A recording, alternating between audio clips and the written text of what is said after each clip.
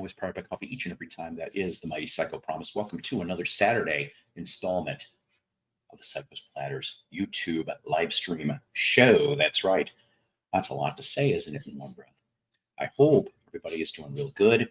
95 degrees again. We're supposed to get an interesting storm system tomorrow. We did get a little bit today, and maybe it's going to go down to mid 80s for the next 5 days after Monday, I think. So we'll get a slight respite. The weather around here, anyway, caused, I know, some concert delays, if it happened even at all. I have not checked. But yesterday in Bentonville, Arkansas, Walmart Home Central, they have a place called the Momentary. The Momentary is an outdoor venue near the Crystal Bridges Art Center. And they were going to have the Serpent Festival. Now, I don't know if maybe you guys know what that is. They've gone around to some cities, but I can't remember what. But Slash is the headliner. I don't know. I know that Slash made it into town yesterday. I know that much. Okay, but the thing is, the last report I checked, it basically said that they were not going to open the gates yet due to possibly the inclement weather, which, well, you know what, it didn't get real bad until later in the evening. So hopefully it went on. Ollie, how you doing? How you doing? So hopefully, the show went on. I only got to ever see Slash play once, of course, in what I call the short mini set in 1988 when GNR opened up for Aerosmith at the Poplar Creek Music Theater in Hoffman Estates, which is no longer there. It got bald, and I said bald, and if I remember correctly, turned into the Sears headquarters or one of the main buildings, at least when Sears was alive. Hey, Mick, how you doing? How you doing, everybody out there? I'm just going to give everybody, I don't know, a minute or two to chill. I did alert the VC Justice League. We'll see who shows up. I know Mello said he's going to at some point. But like I said, I hope everybody is. I hope everybody's doing real good. All things considered, I don't know if there's any other shows on tonight. I wasn't really paying attention. I know I had somebody in the last show on Wednesday went off and said that I was very lucky that I did not go to the Beatle Fest in Chicago, where it appears that half a dozen that I know from YouTube that have Beatle channels or they're involved got sick. And I'm just sitting there going, oh my. So as much as I missed being up in the area, I feel bad for the half a dozen that got sick. And but I'm hate to say this. I'm glad I missed it because I was sick. What was it, about a week or two ago, you see? So I really would not have been doing very well, to say the least, on that. We do have lots to talk about today here. First of all, I really would like to thank, the new subs that I have received again, and I appreciate that. And just YouTube is so slow to try to give me the names so that I can give you guys shout outs. I think that's very important to spread the love in the VC, or at least in for positive information, for that matter. Excuse me. Of course, I guess I could be a little bit more professional and not say because if it's one thing that I learned when I was a radio DJ, you never, ever said the word So I guess I'm a little lazy, aren't I? And my chromatic articulation. Yes, indeed. Mellow in the house, a.k.a. Apple Pitts. I will drop a link now, but we are going to talk about, oh God, all the tributes we have. 6 different people, 6, that have passed away, to my knowledge, in the last week. Okay? And just, oh man, It just shocked the hell out of me. I haven't seen this much celebrity deaths in a very long time. And as most people over the years, it usually is what comes in threes. We had those threes pretty fast, all in one day. Then we got more. Now, the last one that I'll mention, I know he passed away, but I know it was close. I don't have a death date, but I just found this out before I came up here to film. Seriously, kind of goofy how that works, isn't it? Let's see, what else was I going to say? Yeah, way too many, too fast indeed. And you know what? When you kindly get up here when you feel like it, I hope it's okay that we can bring up a little bit of what we talked about the other day, because it appears maybe I was a little guilty too. All right, unintentionally. Of course, some of you people are obviously going to be able to figure out this title today. I kind of made it easy for everybody, obviously. Okay, that's fair. Yeah, the link is up here, so that's cool. Great. So the title of today's episode, Save Your Love for the Breakup Song in the Honeymoon Suite. Yeah, right? Going to be kind of easy. You people already probably figured it out already, and that's fine. But you guys know how I am with my titles and such. I do have records to show. We'll be talking about that. We're going to be talking about, like I said, music deaths and one actress. So, and actually two in the acting field, and 4 musicians. I said 4. I'm telling you, I just found out, like, what was it? I found out yesterday I found one, and I found out today about another one. So I did research that I have to apologize. That's the reason why I'm a little late. I was shooting for 5 o'clock. That's on me. I went and I was being social for a little bit and we went to an antique mall that I normally go to check out any vinyl, which I picked up a couple nice pieces at a very low price, at least to me, very low price. Oh, you should have seen what was there, though. I'm just sitting here and I'm like, this is one of those moments that I wish I had $100 spare, and I didn't. I only spent 20. I was a very good guy. I try so hard. It's so very hard, especially when you got to be a responsible son of a bitch like me. You know, I don't want to say I'm tight. You know, okay, I know we don't really care to hear about this, but let me explain to you that this tightwadness, I call it thrifty. I call it frugal. Has gone back to my first marriage, okay, which, you know, we had a new baby on the way, and we did have food stamps, but I made sure that things were, you know, eked out so that everything could be. And, you know, that was actually one of the excuses that she left me, is because I was so damn frugal, and she wanted to spend all my damn money because she didn't work.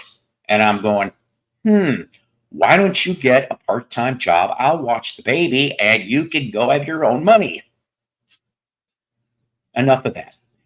Here is, you know what, you look, okay, let me see if I can do my impression today. You look marvelous, simply marvelous. You know, Crystal used to do Fernando, marvelous. You really do. It's like that blue and the gold chains. It just pops everything out real nice. I didn't sound, but I think you know what I'm talking about. You know, it's really funny. This is my 1-2 punch, ladies and gentlemen, because they both come in each other. Okay, so let's see. William's saying, I haven't seen any more celebrity deaths since MTV Claymation Wrestling Show. I love that show. Do you remember the Beatle episode of that? Yes. Oh my God. That was my favorite one ever. I heard a rumor, though, that they're talking about bringing it back. Yep. And I hope that's the case, because I'd like to see a lot of people get killed and pummeled in this. Yes. Yes. So let me explain before I get into all the rest. By the way, Jen, I'll bring up to you privately at the end. I found the gold mine with that quasi-authorized stuff. I'm going to give you the number on the website, and then you can see. That's about the best link I've got. So okay. I've got here. See, remember I went and August 30th. I read it all. August 31st, 2001. We're going to All-Star Concord Pavilion. Oh yes, that Aquaman pilot, dreadful. Oh my God, from 1968. Yeah. Let's see. What was the other thing here? God, you ain't gonna believe what I wrote. So I wrote, I still haven't gotten to all my homework. Last week's homework, Cotton Candy movie, Shock Treatment movie, Ramones Rock and Roll High School, which I saw many, many years ago, most of it on MTV. Visage TV clip, Hero for, of course, our buddy, who hopefully be coming along. He's been alerted to. Bloody Mess YouTube channel, Big D and Kids Table, Dumb and Delirious, Thunder Pussy, 1973 LP, Psych Derek channel, and the Limes 2024 on, oh Jesus, water got on it. Anyways, No. but Did you finally get to see Death Weekend? You wrote that down like months ago. Fuck. Brenda Vaccaro, 1976. You keep saying you wanted to see it. Death Weekend. This actually gives me a leg up. It may cost more, but if water gets on it, it don't matter. Yay. Death Weekend, 1976. Brenda I met Brenda Vaccaro once. Seriously. Fact. And Don Stroud's in it too. He plays, he's a biker, badass, like, dude, like, crazy. You know, just a crazy movie. Brenda Vaccaro, when I met her, very strange lady. I'll tell you, at least I thought so. And she, okay, I hate saying this, but she looked like she let herself go a little. But then again, you know, I mean, didn't she smoke a lot? Maybe that's why. Yeah. That ages is real quick. Hey there, King James. Smoke them if you got them. And hi, Sean. And yes, getting the greeting to everybody. Now, okay. I'm here. I have the camera. All right. No, that's fair. Lisa's here too. No, I dropped the thing and I wasn't sure if I bend over. Am I going to accidentally moon people on accident? So I was like, would have been no complaints here. Anyways. I don't want to get in trouble. So I was like, God, I'm so bad. I'm so bad. I don't. I've been like this most of my life. Moment, I bet. All right. Do I bother to tell you people the truth? Okay. The truth is that I started liking girls 5th grade. Yeah, I've been that long of a Mac Daddy. Yeah, I can't even say that without laughing. I could have 5th grade. And excuse me for 1 second. I'm sorry here. I know they're not going to watch this. But Jenny Barney and Ann Stewart, you were both bitches and you were teases to this 10-year-old shit. I didn't do anything wrong. All right. You name and shame them. That's right. Hey, that's Darren. right. Yes, Darren. Yeah, I see. He's on my alert list too. I have a bunch of people. See, in text, it's Mello and Shannon, and then everybody else, it's Messenger. So yeah. So fuck you, Jen and Amy. Not you, Beetle Babe. Yeah. So plenty of other people feel that way about me. So including and Patrick Crowley, eat shit and die. Wow, tell us how you really feel. I was 5th grade. Okay. Damn. It's like okay. I still have old ones I haven't let go of either. New subs. There is. That's what I wrote because I don't have names. There is. So here's the tribute. Go on. No. What is it? I was just gonna say today I just got 800 subscribers. Today. 800. I'm like really blown away. To this man, my brother from another mother. Sub to him, please and thank you. Which channel? Hello. It was Apple Pits.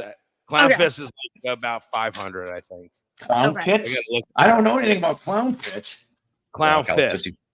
I'm on Clown Fist. Yeah, Clown Fist. Now, ladies and gentlemen, it is that unreleased It porno parody that came out shortly after the original Clown Fist. Oh God! And you know what? Whenever I totally thought that was why it was named it too. Honestly, when I first put it onto YouTube, it would come up Clown Not Fish. Do that, which is a very popular. Very popular comic book site on here called Clown Fish. Okay. Every time I would type in Clown Fist, it would come up Clown Fish. Go sub to Clown Fish. He doesn't even know who the fuck I am. I don't. I think I might.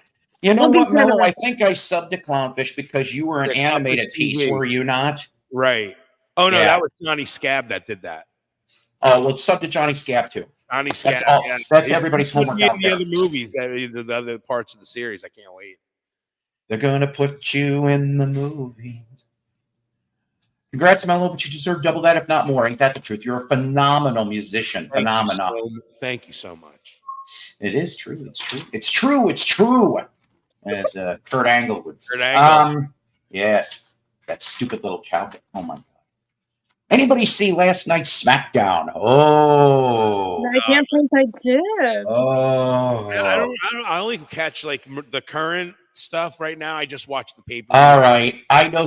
Did he say armpit? Who? I don't know. The password is armpit. In case he didn't, I just did it. You know, I ought to make a fucking contest. Whoever remembers all the passwords from gets put in for a prize. Oh, good, John. Hello, John. Hey.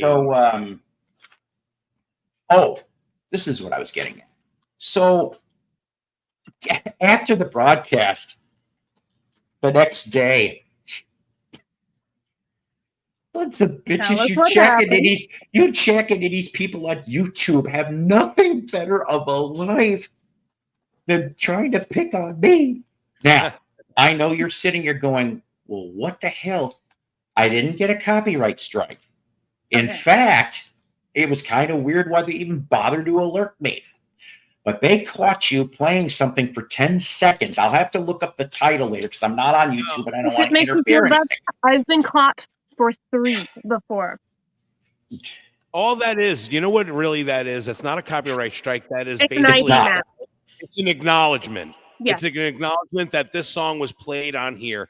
Really, it does not impact you in really any kind of way. Well, the only way it could impact him is if this is monetized. It might come up with a thing where it either says you can't monetize it or you can do revenue sharing with the person who owns the rights. That's what I did. Fucking seconds. That's what I did, actually. And so I don't. But here's the funny part. But here's the funny part. If you do that works better for you because then they start incorporating with you more. You know, if they start putting more ads to you and that stuff, that means they're seeing traffic going to you and you're growing. What, Dino? What the hell are you talking about? Don't be a dick, Dino. Yeah, no, Tino's a nice guy. I was on panel with him. I'm the one who will not be named. I was on it. Paul, if that's the case, then you don't have to pause the song anymore, really, if it's just an acknowledgement. Yeah, but we don't know that because let me explain to you. It turned out that it turned out the piece you played was actually something. I guess YouTube might have bought a bunch of tunes or something, or they got rights because they were like, that's why there wasn't a record company. It was YouTube and the artist. What? And I'm going. You got to realize it's AI that's picking up on it. It's not. Yeah. Right. Well, AI, you're a dick too. I agree. You went there with Patrick, Jen, and Anna. As long as it's not stopping your channel from going, and it's not stopping free people from subscribing. And time for the Festivus airing of grievances. You know what I mean? Because I play a lot of music, and look, my channel's still getting subscribers, and it's growing. Yeah. It's not blocking anything. The only time it's blocked is when I played something and I get actually taken down. That's when it's a problem. But it's only when I play a movie or something. I mean, I've played music videos. It didn't happen. Movie clips, it does. It depends who owns the rights to the movie, because sometimes you can get away with them. I have one that I've used in quite a few streams that they literally don't even copyright ID match it, because apparently nobody gives a fuck about the movie Sextet, evidently. And it's a longer clip. It's a longer clip, and nothing happens. Yet, a 1 second clip from Cabaret, boom! It's like, you suck. I think personally, from Sextet, what we need to play in front of war prisoners is Mae West and Timothy Dalton's version of Love Will Keep Us Together. Yeah, I knew this is where you're going with it. They need to put that in front of it, and they'll be like, no, I will tell you everything. Okay. On a loop with the clockwork orange things to hold the eyes open. And every Yoko album. By the way. Written by Neil Sedaka, by the way. What was that? Written by Neil Sedaka, who wrote Love Will Keep Us Together. That's right. I did actually come across. I laughed. I had a friend with me over at the mall, and I was looking at the vinyl because they brought out a bunch of new stuff. And what the hell was in there? But from 1985, oh my God, Yoko's Star Piece. Ah! You don't even know how close I was to getting that damn thing, just so that I could go off and do another JBH, and then I would have gone off. Break it on air. Oh no, I'd give it away as a white elephant prize. Nobody would know they're getting it. And I could, really don't like. and I could see it. Let's see what Psycho, son of a bitch. And sports TV in the background. I don't know. People might enjoy that.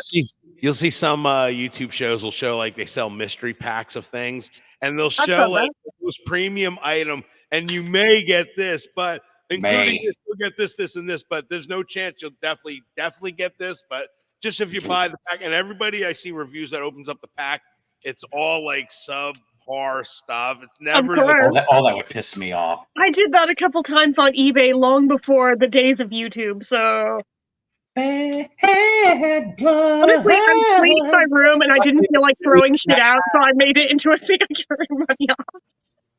You know what, Darren? I'll tell you something. The only time if you saw that 70s show and you remember that Kitty had to deal with people dying that day, and Eric's in the room, she goes, "How do you deal with it?" That's why I drink.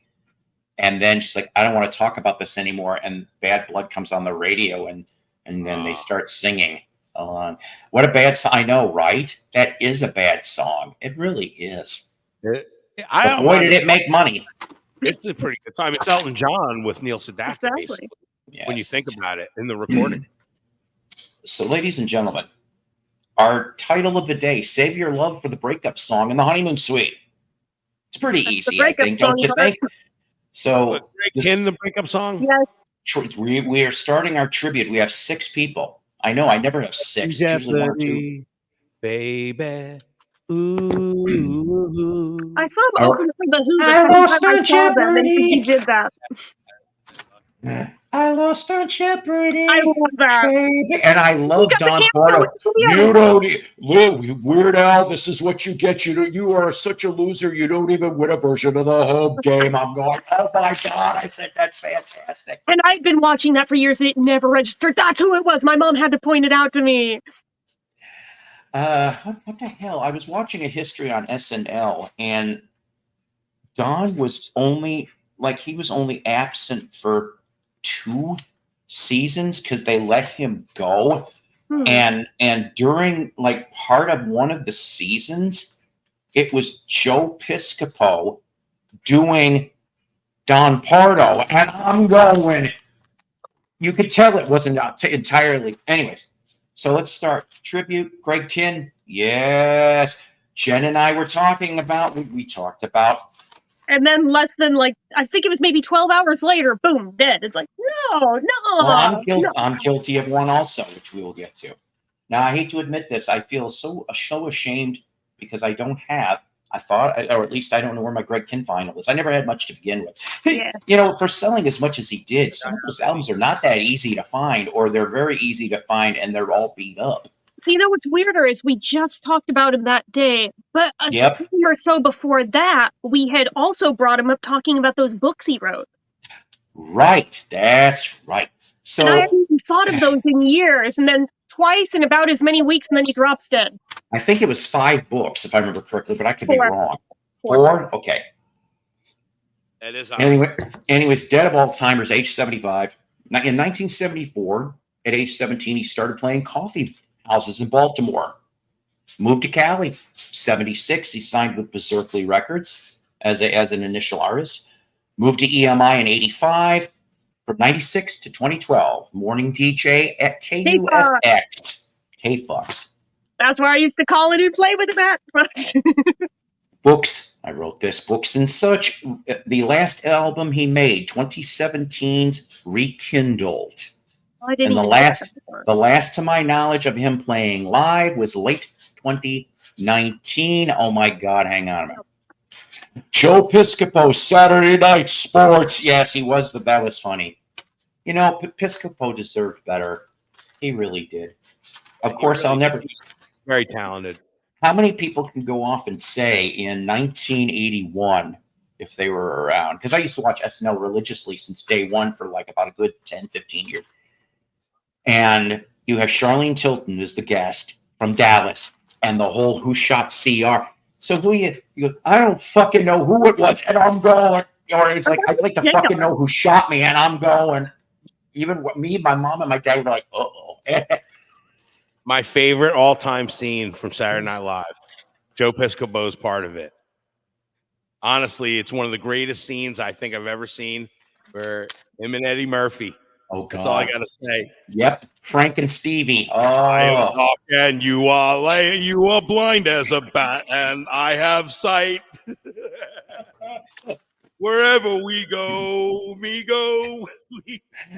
And then the other one that I tripped on, I plumb forgot all about it. Doug and Wendy Weiner. And I'm like, oh no, I forgot about the fucking Whiners. See that, ladies and gentlemen, this is what comedy used to be. It was funny. SNL used to be funny. There's no such thing as comedy anymore. We don't have comedy movies. We don't have comedy shows. Basically, they're all sterilized and homogenized and everyized. Randy's here. Where's that English cat with that wannabe Robert Smith hair that always brags about the bands he's been in? Well, maybe he's busy right now. I mean, I alert everybody that doesn't necessarily mean they got time on their hands. He truthfully may be working on that audiobook. So. And I don't envy Mr. Double D one bit about editing that audiobook. I'm so sorry you got to do that, sir. What's up, Deadwax? Next, sort of in chronological order. Peter Marshall, host, dead at the age of 98 of kidney failure. He got his movie start in 1951 with the movie Starlift. He ended up in Hollywood Squares from 1966 to 81. And for most of those seasons, he had Paul Lynde, but center square bitches. God, you're so good at it. You are perfect at it. I mean, honestly. Oh, he was an Illinois boy. He was Northwest University, DeKalb, Illinois. Anyways. So here's the thing I didn't know. He was not the one that filmed the pilot. He was not the host of the pilot episode. It is somebody else that was known in the 60s, maybe 50s through the 80s. Huh. Here she comes. This is America. Really? Oh, Burt Parks. Burt Parks, ladies and gentlemen, filmed the pilot of Hollywood Squares, and then that's great. I have a few for Hollywood Squares actually on 60 millimeter. Plus, I sold an episode that was Kinescope from 1969. That was great. Whoa. Kinescope. Oh, damn it. Okay. What we're looking for is December 68. I found that out. Kinescope? Yeah. Kinescope, Kine. Because when Peter died, they brought this up. And they filmed that Hollywood Squares week in late December 68. So I'm like, well, wait a minute. Peter must have left in around Thanksgiving because they started doing all this other stuff. So, oh God, Charlie Weaver. I almost forgot about fucking Charlie Weaver. Hollywood Squares. He was cool. So was Paul Lynde. Charlotte, can I have anything in the fairgrounds? Remember Karen Valentine? You know, didn't that sound like such a porno name? It does. From room 222. Last name Valentine sounds like a porn name to me. Is it wrong? I want to see. Well, back then, not now. Is it wrong? I would have loved to have seen Karen Valentine naked. I don't think so. Don't judge. Hey, what TV? No judgment. Paul, what TV is this? Dating game. Hello, everybody. Welcome to the dating game. God, you know the dating game. You had Andy Kaufman. Mm-hmm. You had a serial killer on there. You had what the fuck was his name? There was several. Pee Wee Herman was on there. You had there was like 5 or 6. What was that? Michael Jackson was on there. That's right. He was. Yes, he was on there. So, anyways, Mello, December 1968, we need episode Hollywood Scores with the Monkeys. They are lost media. Yeah. None of them are track it still down. Oh my photos. I discover stuff in my film collection like daily. You never know what I might find. I mean, honestly, because as far as anyone's concerned, it's been thought for like, decades that it's lost media and that it was wiped. But there have been other things that people thought were gone that have turned up. So, this okay, was like April of '69.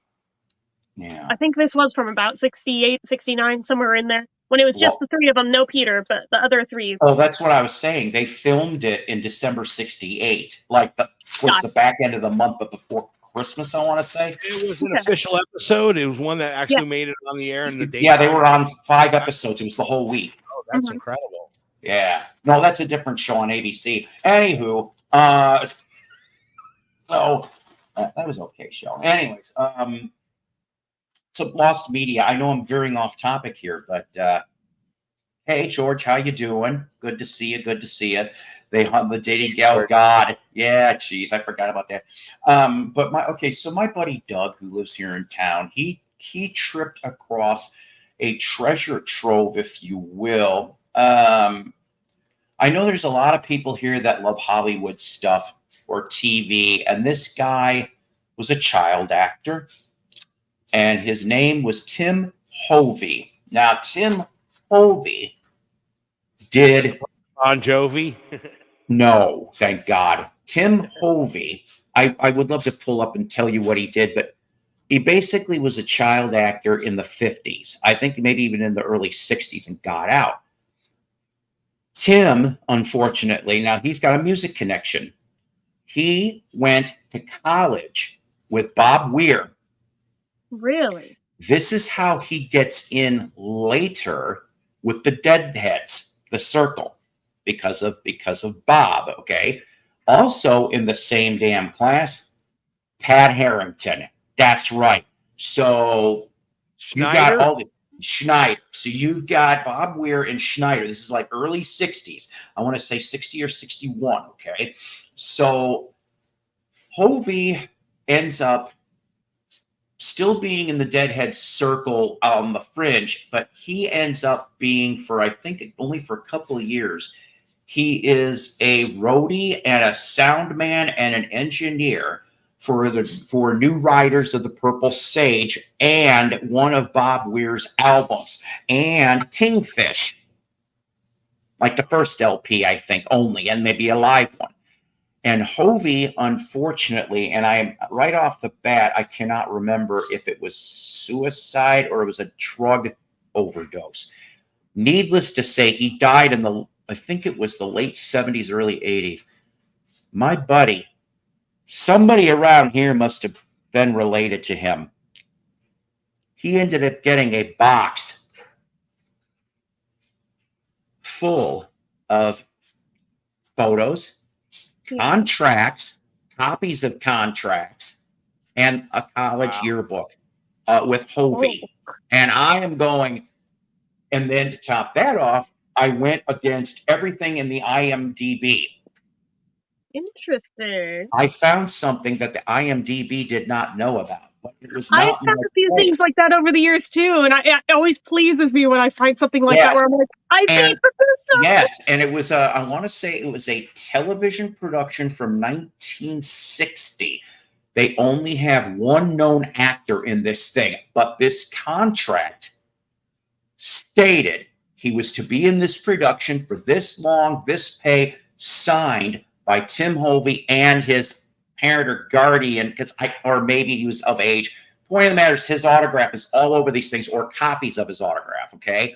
And Doug will probably be watching later, and Doug, you need to do something with that box before it disappears. Somehow, I know he tried reaching out to the Hovey family, and he could not find a member of the family, so I'm like, I said, that kind of just, I don't know. But that's lost media. Is probably that 1960 teleplay. Oh, and by the way, since I'm on Peter Marshall, I forgot to tell you this. In 1976-77, oh boy, the Peter Marshall Variety Hour. I remember that. I need to watch. That's my own homework. I want to see one of these horrible. Every star back then had their own variety show. Olivia Newton-John had a special. Pam Dauber had a special. Literally, I thought Pam was cute. She was adorable. But like John Davidson had many specials. He, you go down the list. Anybody who was like a personality, Sonny and Cher obviously had their own, but even the Brady Bunch had their variety hour time. Judy Garland had her own in the 60s. Garland, yeah, exactly. Oh God, not Corey Feldman. Hey, yes, Corey. You too can go watch him in a cafeteria. Yeah, right. I just seen another. Yes, he did. So wacky that guy. Yes, he did. He accused Charlie Sheen allegedly and somebody else, but I can't remember who the hell. I can't remember who the other one is. Are you sure you really want to go see that, Lisa, or are you just a glutton for punishment? And you betcha. And I need to see if she was ever naked. I need to find out. She was beautiful in Stay Tuned. You see that movie with her and John Ritter? They played the parents that got sucked into the television. Bad channels. Yeah. No, it was called Stay Tuned. Oh, that's right. I'm sorry. Why am I saying Bad Channels? Bad Channels was a horror movie. Right, which Blue Oyster Cult did the soundtrack for. But yeah, Stay Tuned. Oh, my God. I haven't seen that in forever. I love when they... was in it? No, not Don Knotts. Don Knotts was in Pleasantville. Right. He lands into the Three's Company universe. Yeah, cracks me up. Well, the only one that comes up, I think it's Photoshopped. It's on DeviantArt. I'm pretty sure it's fake. I hate that when they do that. I know. That's I'm like, I don't think this is real. It's well done, but I don't think it's real. What's it a picture of? Hello, Zanaya? Zanaya? Am I saying that right? You're new here. Zanaya? Could be either. Tomato. Let's call the whole thing off. Hey, well, good. Good to see you here. Always good to have new people. Yes. Third one. I know we haven't gotten to vinyl yet, but we will when I'm done here. Third one. Gina Rowlands. Yeah, I forgot about that one already. Age 94. She starred in TV's 1954 Top Secret television show, which only lasted a season, to 2014, the movie 6 Dance Lessons in 6 Weeks. She also played a small part in The Notebook. Yes. Oh, yeah, she did, actually. She died of Alzheimer's. Wow. Fucking Alzheimer's, dude. That's 3. Number 4. Oh, my God. Jack Russell, lead singer of Great White, from 1981 to 96, 98 to 01, and 06 to 09. And I know you people are going to go off and go, well, wait a minute. What about the station fire? Which a buddy of mine's friend was at that show, actually. Yeah. And that station fire bit was not the full lineup. It was Jack and Mark Kendall, and then Ty, what's his name, is the one that died in the fire, saving people. Yeah, the guitar player. Anyway, so 81 to 96, 98 to 01, and 06 to 09. Complications of Lewy body dementia is how he went. Yeah. So get this, though. I tripped on this. His last work was this year, January 2024, recorded last year. Excellent, because I listened to all of it last night. Go look up the album Medusa by Jack Russell Guns. Russell-Guns, as in Tracy Guns. That's right, from Guns N' Roses, LA Guns. I mean, yeah. So, and it's a killer record. Oh my God, it is. You guys will be pleasantly surprised. No, that was number 4. Number 5, dead at the age of 81. Joe Chambers from the Chambers Brothers. Time has come today for you to go, Joe. He in 1954 started out as a gospel group, finished up in 76 and never came back. Most of Chambers Brothers are dead. There's one left. Yeah. Lastly, I cannot verify a death date on this because I tripped on this, but I did find out that yes, he died based on a heavy metal website I checked on as well today. I learned this one as I'm getting ready to get up in here. Don Costa. Now, Don Costa, He was a bass player. He was on the 1982 demo for Wasp. So he was technically the original bass player for Wasp. He was on an EP for a band called M80. He was also in a band Dante Fox, which actually kind of went, if I remember correctly, they were kind of popular around the Whiskey A Go Go, that era over there. Did stuff with Ozzy Osbourne too. That's where I was getting at, and Damien. And I don't know how he landed this gig, but Ozzy, 1983 tour, 3 months, and also headbutted Jake E. Lee, which I'd love to know the story on, dead of a heart attack. That is all I know about that. Don Costin actually recorded on some tracks with Ozzy. Shit. And on top of it, when he used to go out and play bass, he had a cheese grater on the back of his bass. Yes. And he used to slam his leg, and his leg would be full of blood.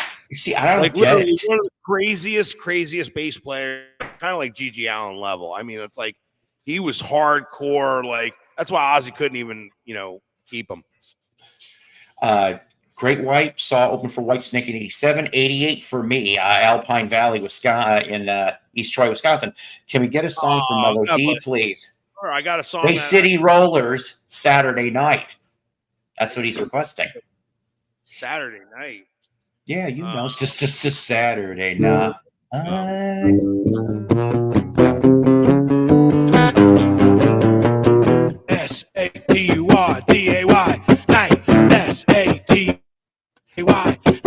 SATURDAY night. SATURDAY night. SATURDAY night. The baby on a Saturday night. Saturday night.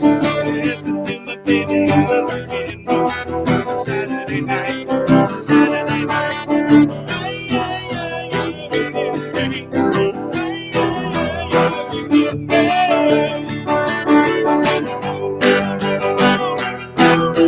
Saturday night.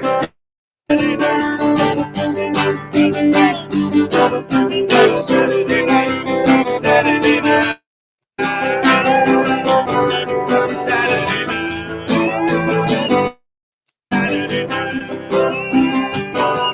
Saturday night. You are very mute happy today. Ladies and gentlemen, one of the human jukebox that I ever known. Let's see here. I can't believe I did it a long time ago, though. I really did. And here I thought these rockers were alive and well on Epstein Island. Go figure.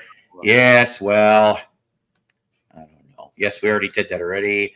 Darren, sing it. He already did. Quippy and Bossy. No, I'm kidding, Lisa.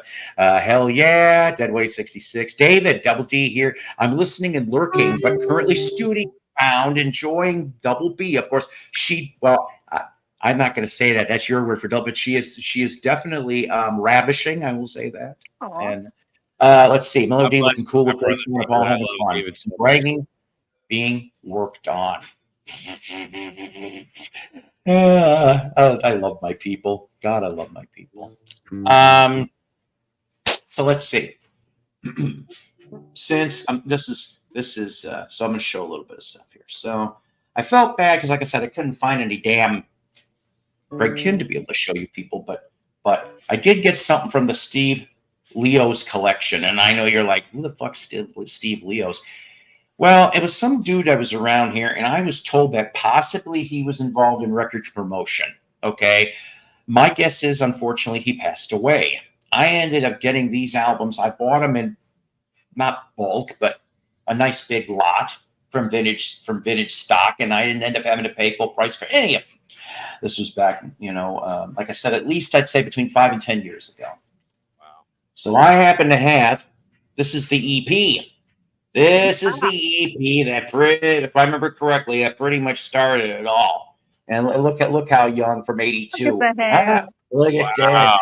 Doesn't he look a little Joe Walsh-ish? Yeah, he does. Or the dude, or the He-Man dude. Maybe it's a cross between both. You ever hear their cover of Substitute back then from The Who?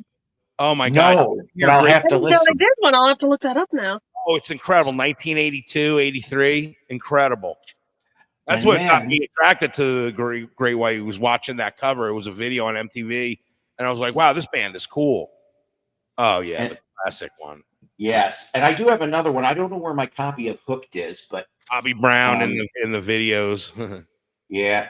So of course you got, you can't probably. I'm trying to figure out here. Mr. Bone. I remember Mr. Bone, and then Firehouse or House of Broken Love, and of course one Bitten Twice Shy.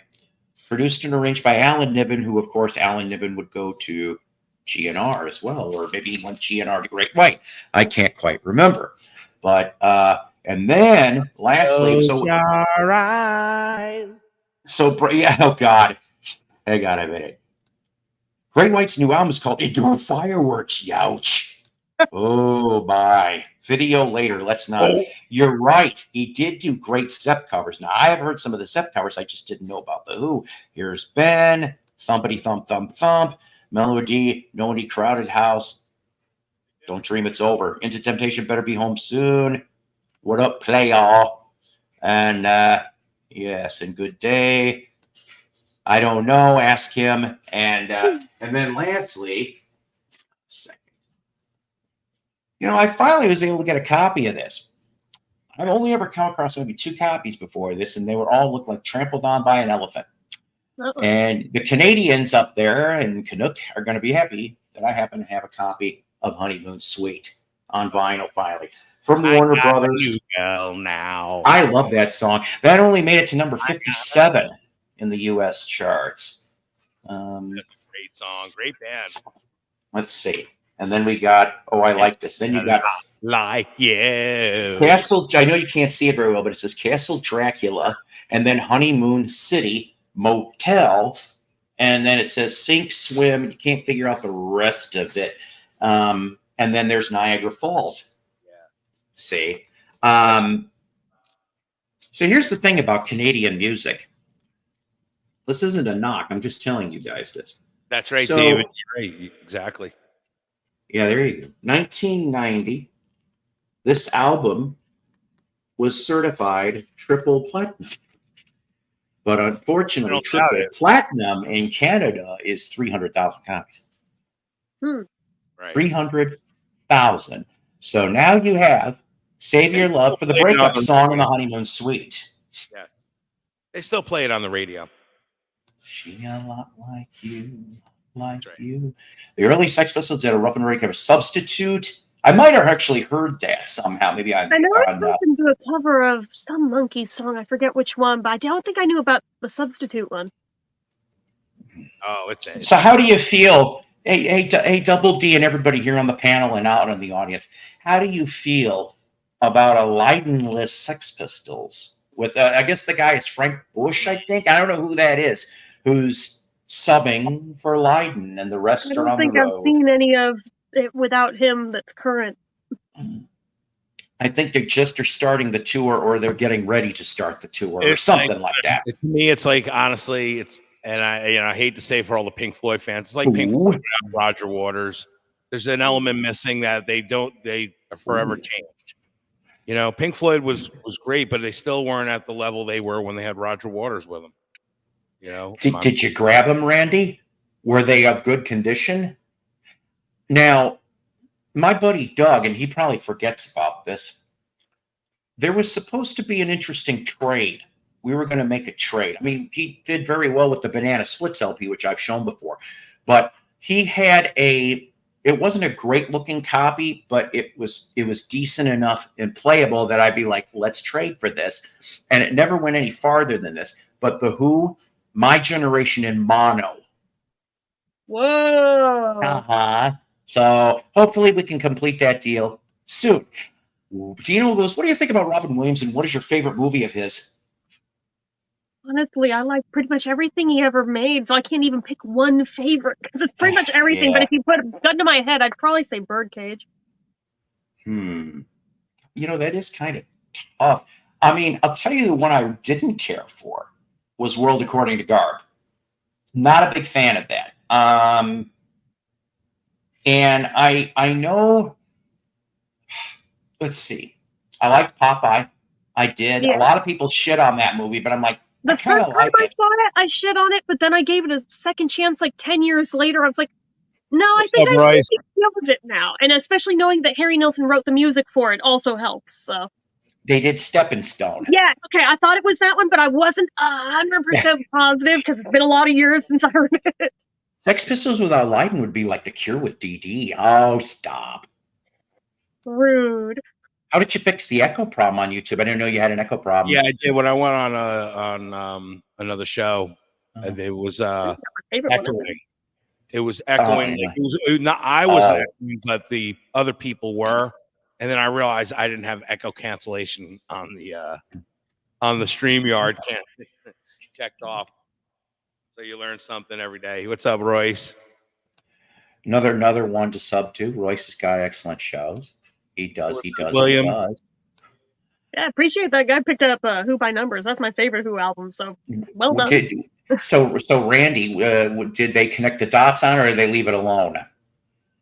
I had a copy that is left alone. Piccolina, Darren Crawford. I do, Darren. Lovely couple. Oh, my buddy, Pico. I do not know where Tobias Tobeans currently is. She's around somewhere. My little grandson, well, no, he's not so little. He's 6. He is out with his dad at a function, a nice little function. The clips I've seen of the Lydon-less Sex Pistols remind me of a cover. Oh, no. Oh. Okay, I'm just going to feel real stupid. Why did they do it? Well, I'm not insulting. I'm not being mean. Why did they do it? What was the reason behind it?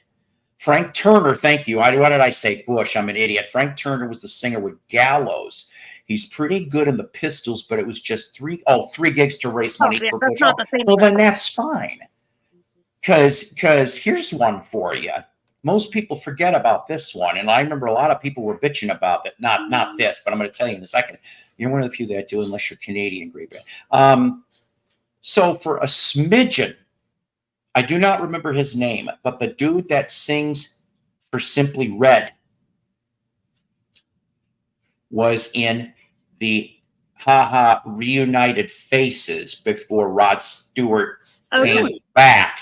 And there was a short tour, I'm told, and there was recordings. And I'm going, that's kind of strange to hear Mr. Holding Back the Years doing Maggie May or whatever the hell.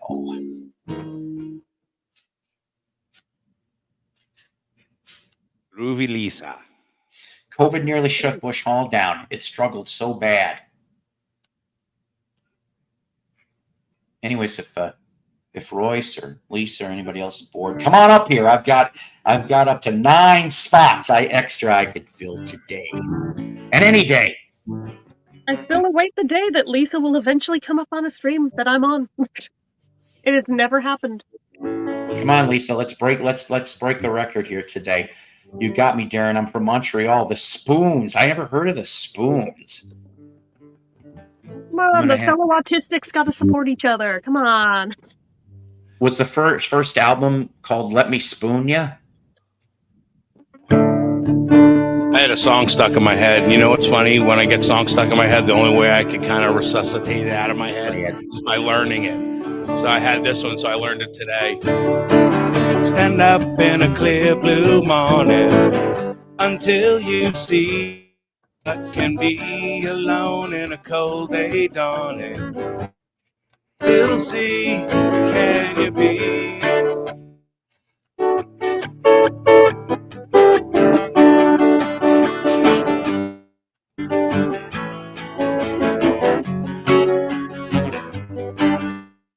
Old tomorrow finds you when some sad dream reminds you how the endless road unwinds you. While you see, you take it.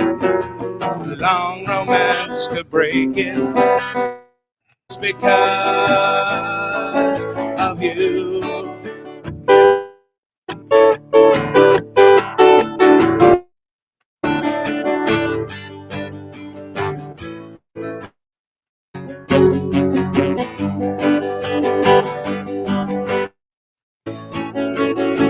Stand up in a clear blue morning. You see what can be alone in a cold day dawning. Still free, can you be?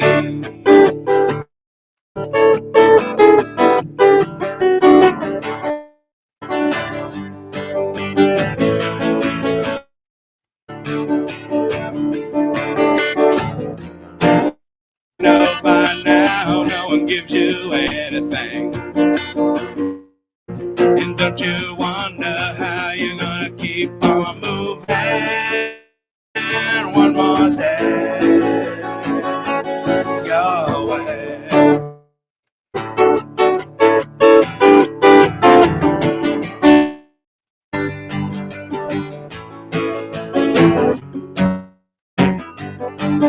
There's no one left to leave you, even don't quite believe you. That's when nothing can deceive you. While you see a chance, you take it. Long romance, or fake it. It's just because you stand up in a clear blue morning until you see what can be alone in a morning. Are you still free? Can you be?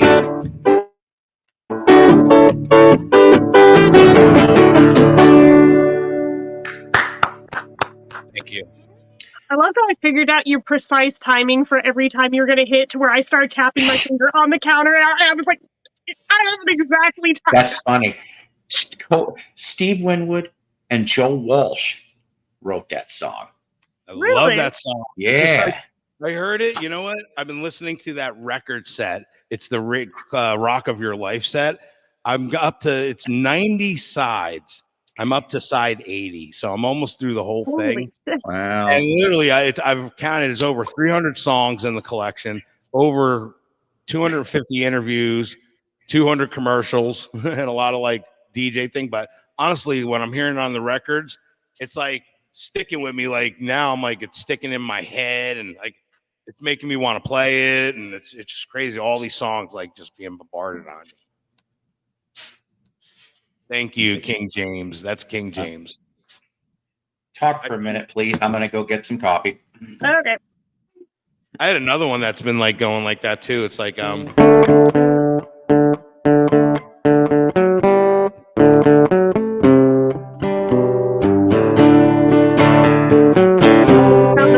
Way around the mute button. well, I told you that the lights go up and down. Don't you worry about the wheel goes round. And you better pick yourself up from the ground. And before they pull your hand down, and before they pull the gun down. That's stuck in my head right now. I love that tune. I could always get around it by doing original. That's true. Although sometimes it pings as something that it's not even, and it's like, no, this was totally that song, and we're claiming it anyway. It's like, it seems to be that song.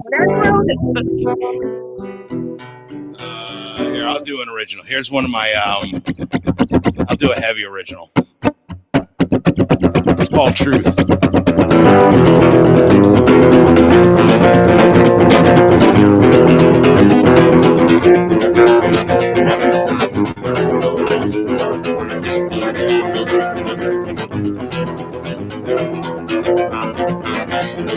I know what you're thinking of me, no more mistaking it's on.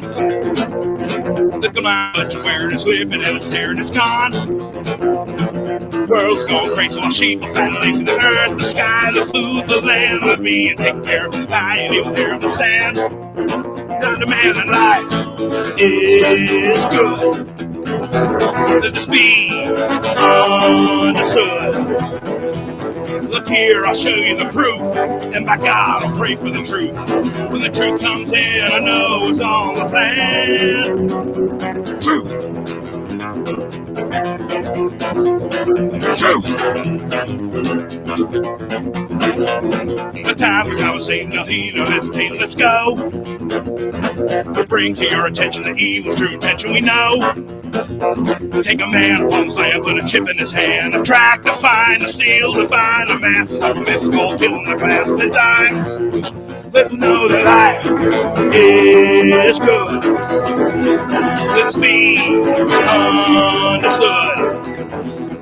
Look here, I'll show you the proof. And by God, I'll pray for the truth. When the truth comes in, I know it's on the plan.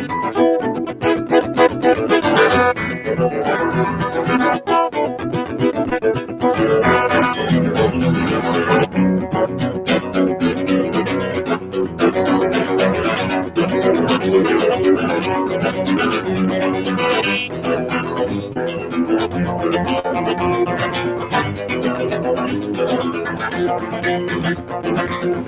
on the face, the heat, everything, let's go.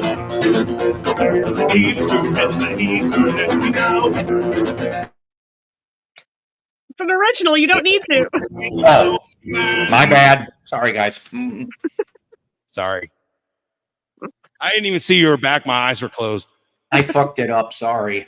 Okay. Send all complaints to PO Box 6969. So No, it's PO Box 9847.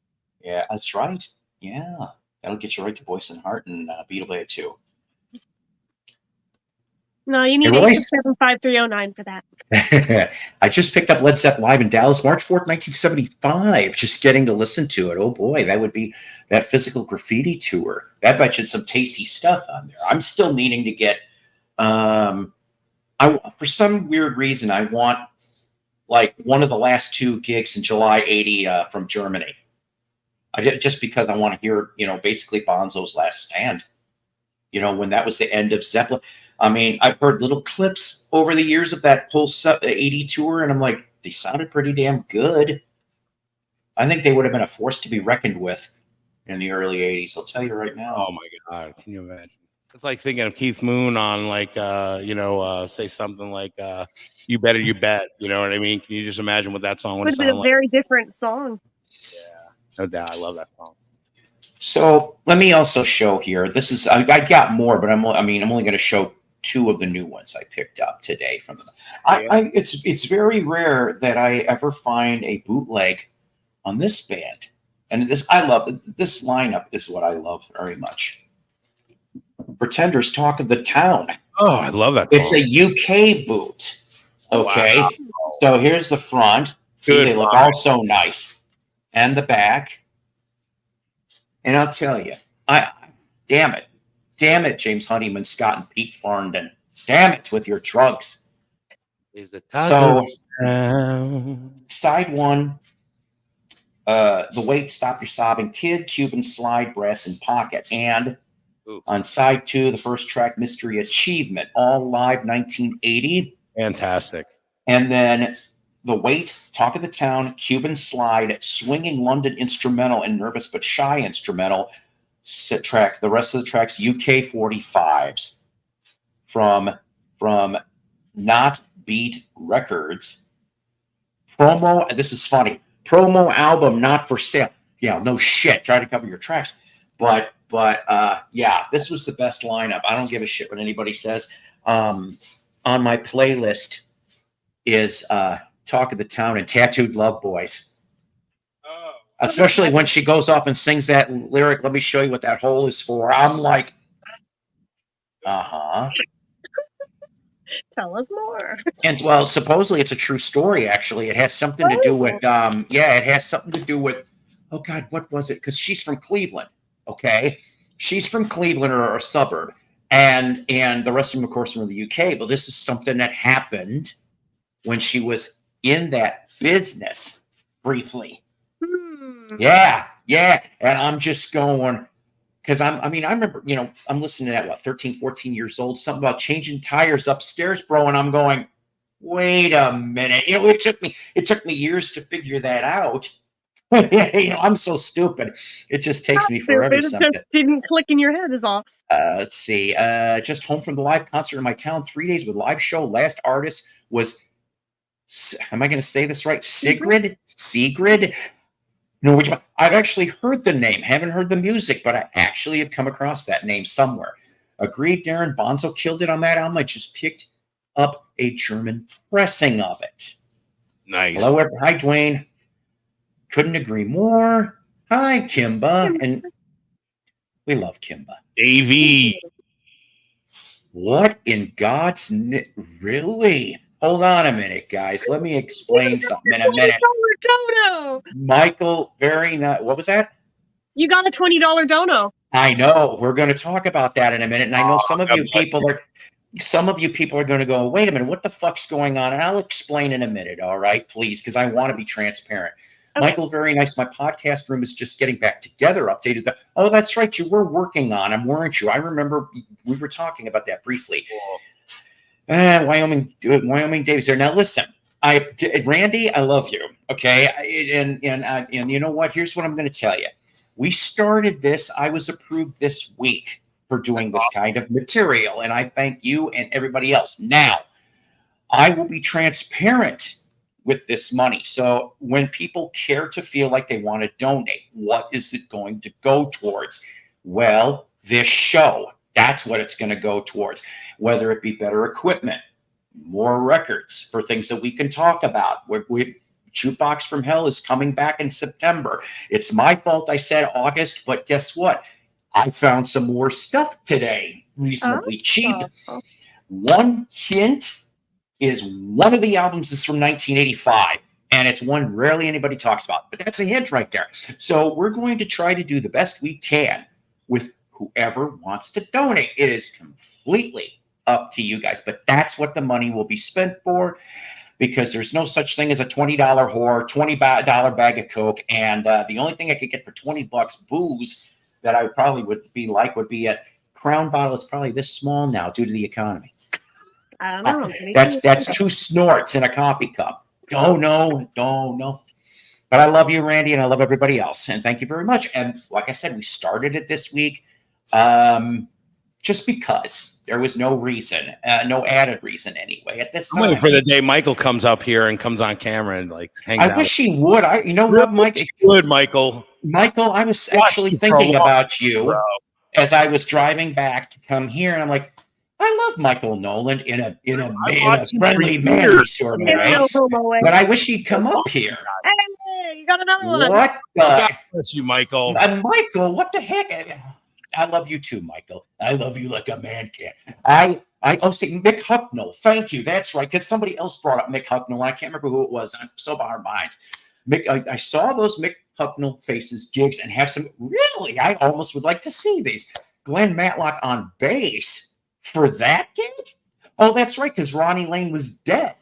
So I'm guessing. Okay, hang on a second.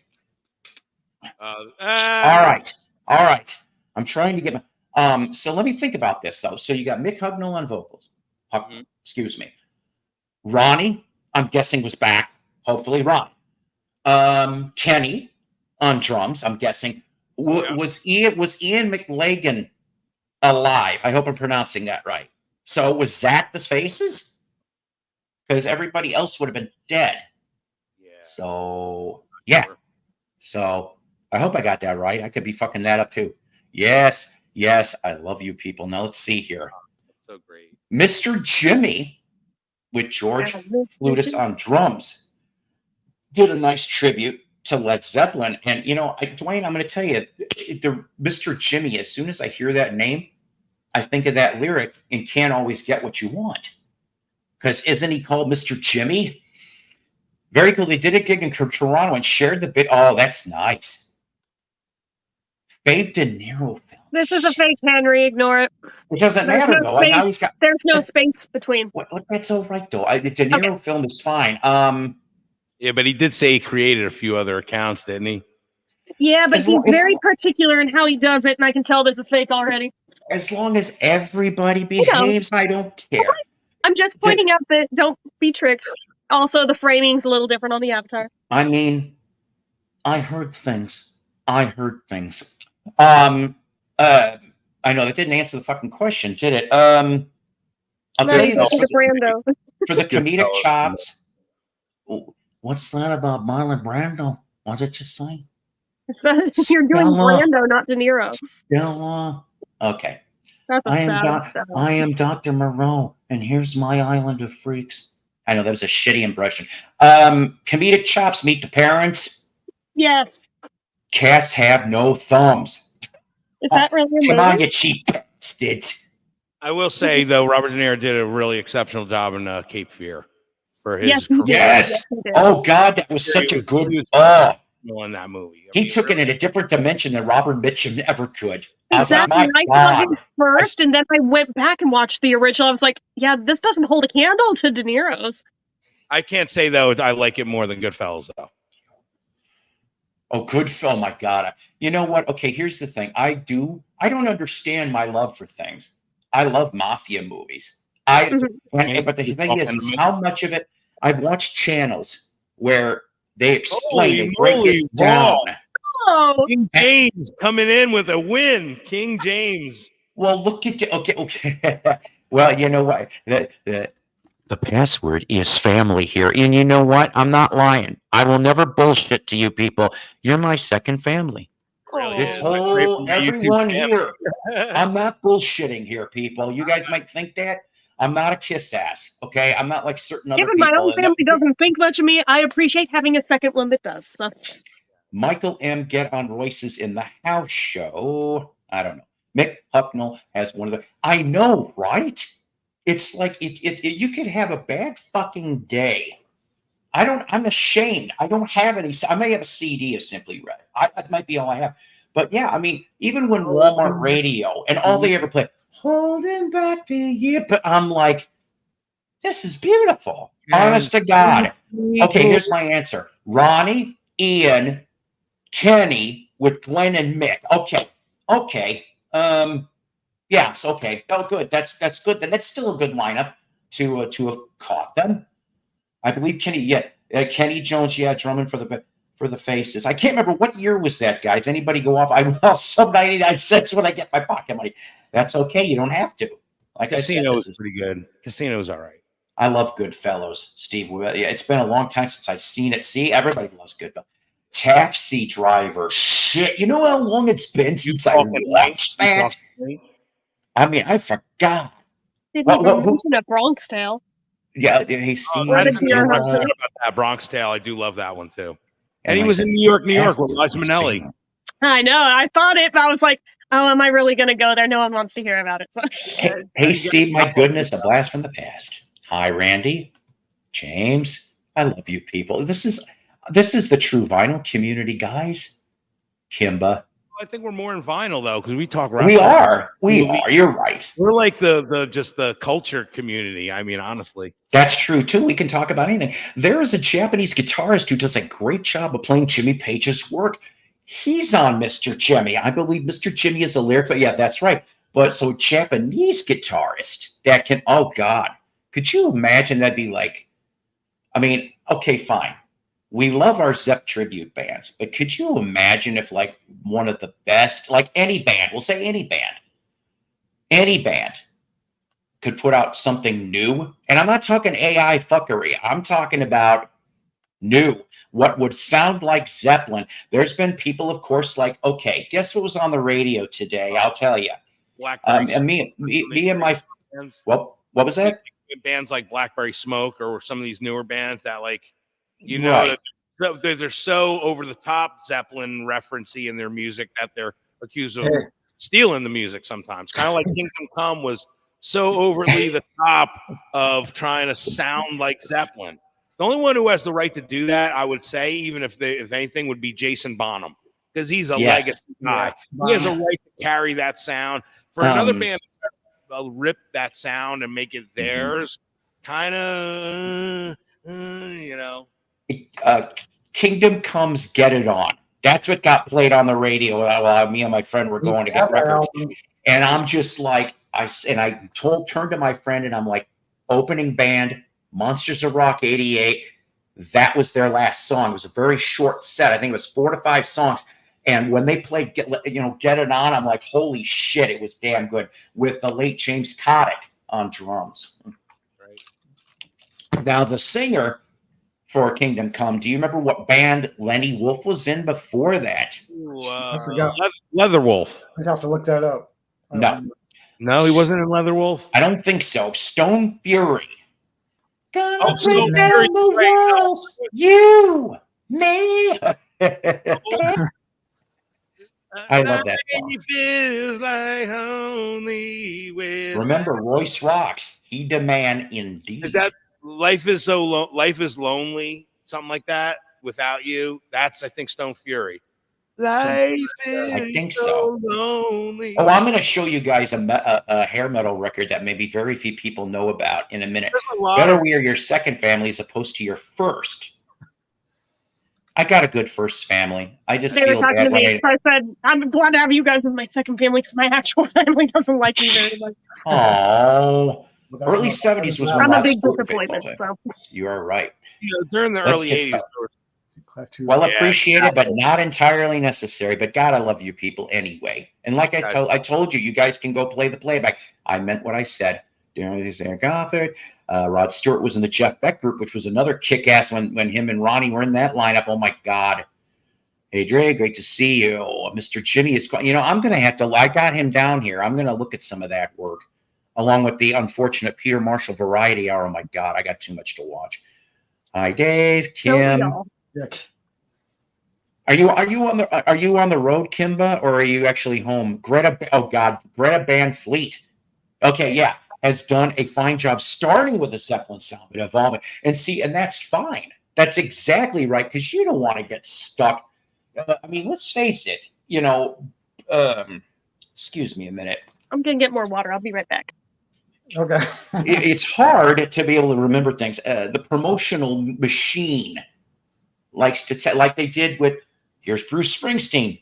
The next Dylan. Oh fuck no. Here's Bay City. I think it was Bay City Rollers. The next Beatles. It's like no.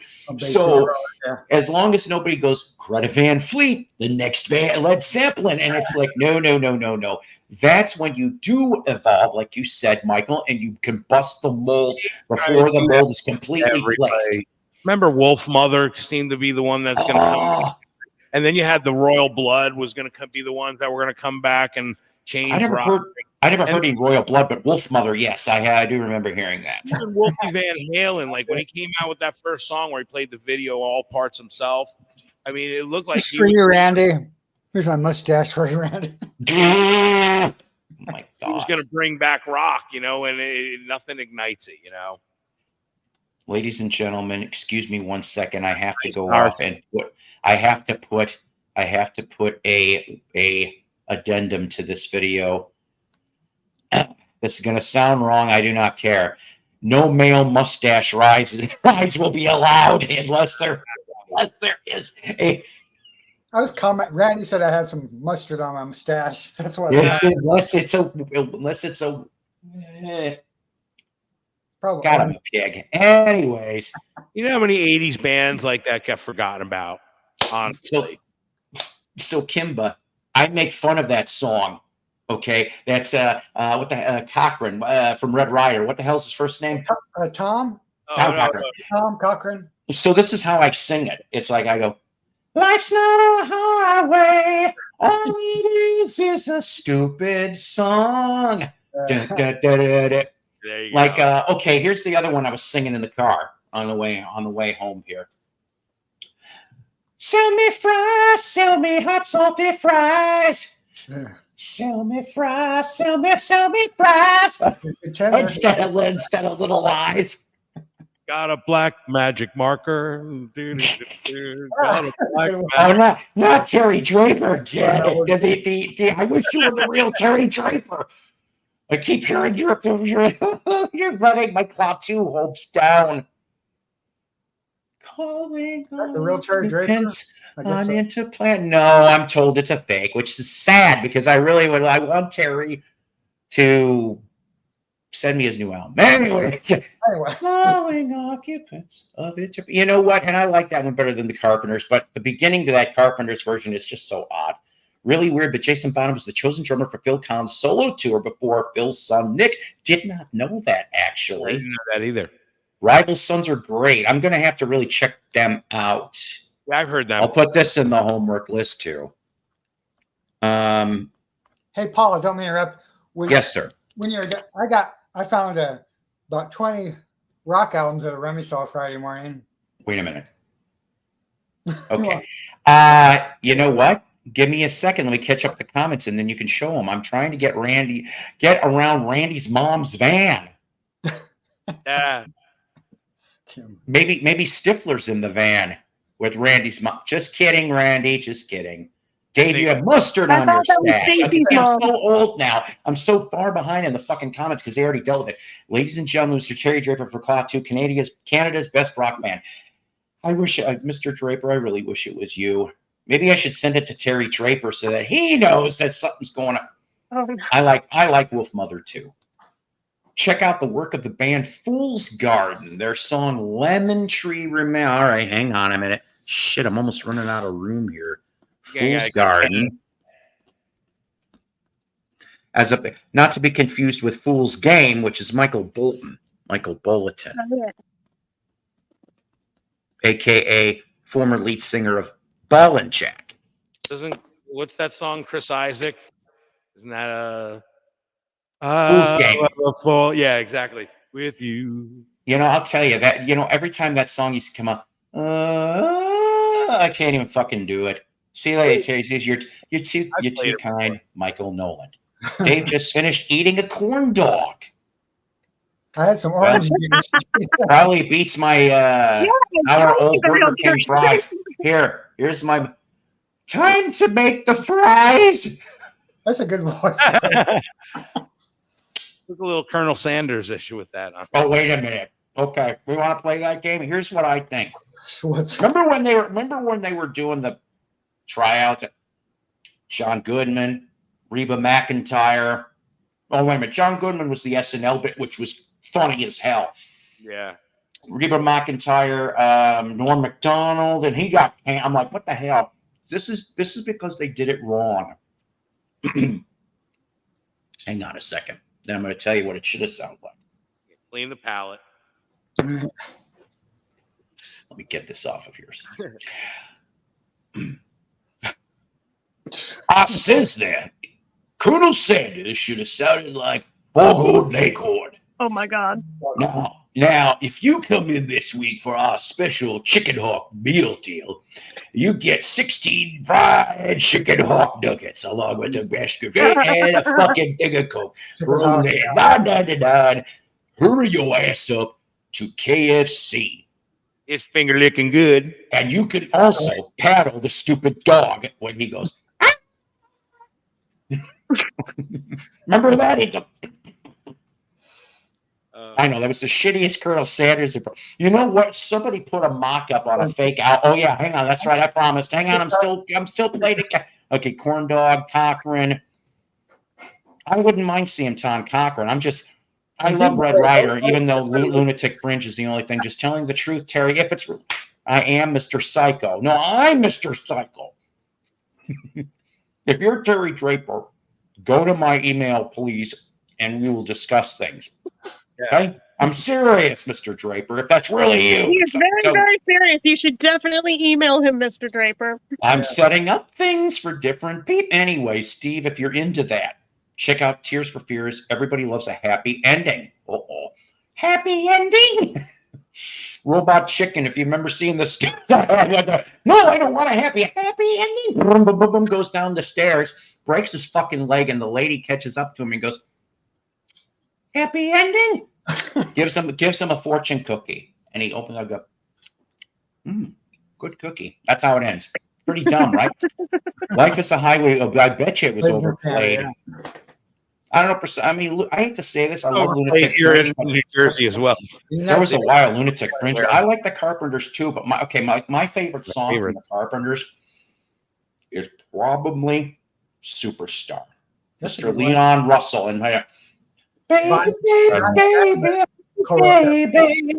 I love you. Now, and Bonnie Brown. Yeah, that's what I thought the Squeeze song was, Pulling Muscles for Michelle. Yeah, Pulling Muscles for Michelle. Girl Michelle must be some girl.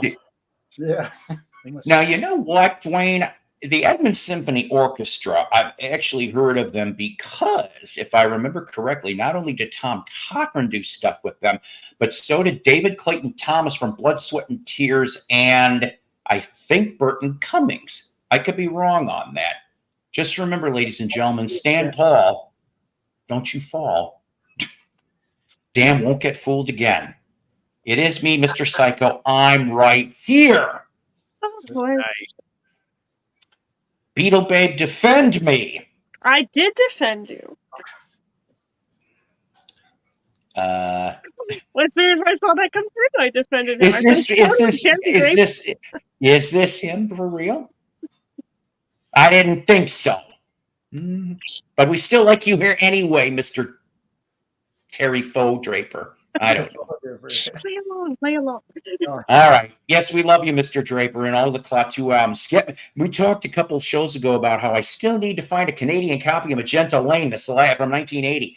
Dwayne, believe it or not, I actually have the Carpenters of Japan from 74 playing on my TV. Didn't that end up on Laserdisc or something, I think, at one point? I could have sworn back when Laserdiscs were cool. My ex-brother-in-law lives in Edmonton. Is he an ex-Oiler? It's good to see bands going back to the 70s rock sound. You betcha. We can't have enough of them. Corn dog is still more than I've eaten today. I've eaten 2 slices of cuke. That's it. Boy, do I have a comment stewing in the back of my brain on this. And apparently other people's too. I found one other comment. No, I swear to God, I put them in my water and then I ate them. And I was like, that's enough food for today. The secret is it's really an English cuke she uses. And ladies and gentlemen, look who's here. You love him. You like him. You tolerate him. I don't know. I love him. I love him like a man, like a one friendly man to another friendly man. Paul, wait a minute. Paul McCartney eats hot dogs the long way. Well, do I have to spell it out for you? CHEESEANDONIONS. Okay, I'm sorry, David. Go on. Well, Dave, wait a minute, David. I haven't forgot about you yet. Let's let him say something because he may have to go back to do something. No problem. No problem. I was going to say it's an amazing intro there, and I don't know how long you've got left, but I thought I'd just slip in the back end if you'll excuse the expression. See, and okay, so he does have a new album. I need to end up finding. I want to interview Michael Nolan. We'll talk off screen. I don't play with your back. I was like, not what you think. Oh, so hold on a minute. In England, it's cucumber sandwiches, right? Yes, in the summer, yeah. Cucumber and what? Cheese, usually. Yeah, cucumber and cheese, as a rule. Just a nice bit of cheddar, cucumber on there. Nice. I can deal with that. What's up, David?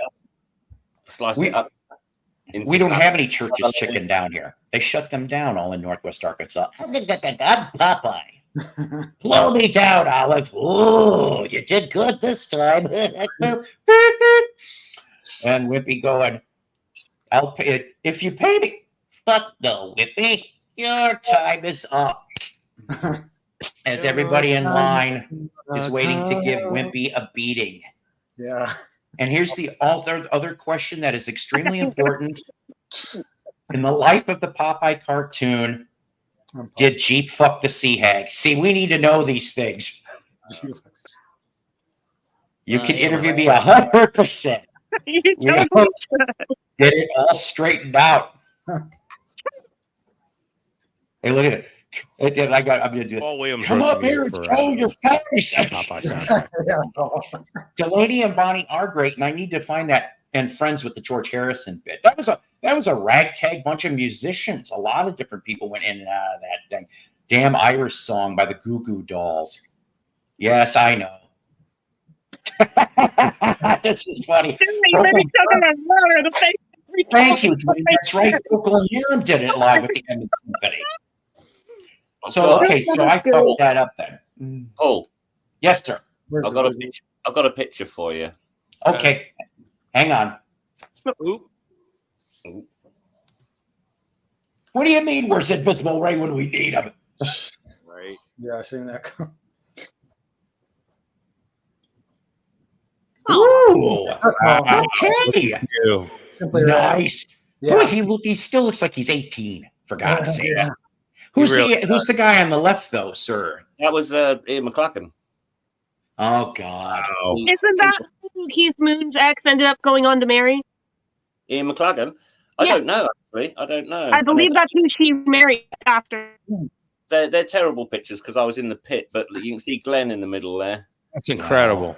Great That's pictures. That's good pictures. Stuff. Damn. And then there's the gang we went with, basically from left to right. That's my that was my girlfriend Michelle, and then there's Sam Matlock, who is Glenn's kid. Wow. He's actually now in a very successful band called Wargasm.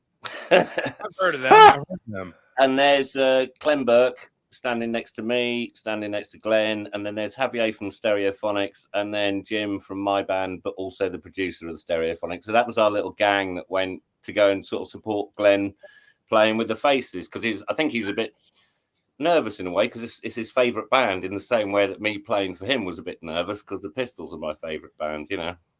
That's awesome. But yeah, it was good fun, and you know, we all had a good thing. That's Glenn and Clem taking it easy.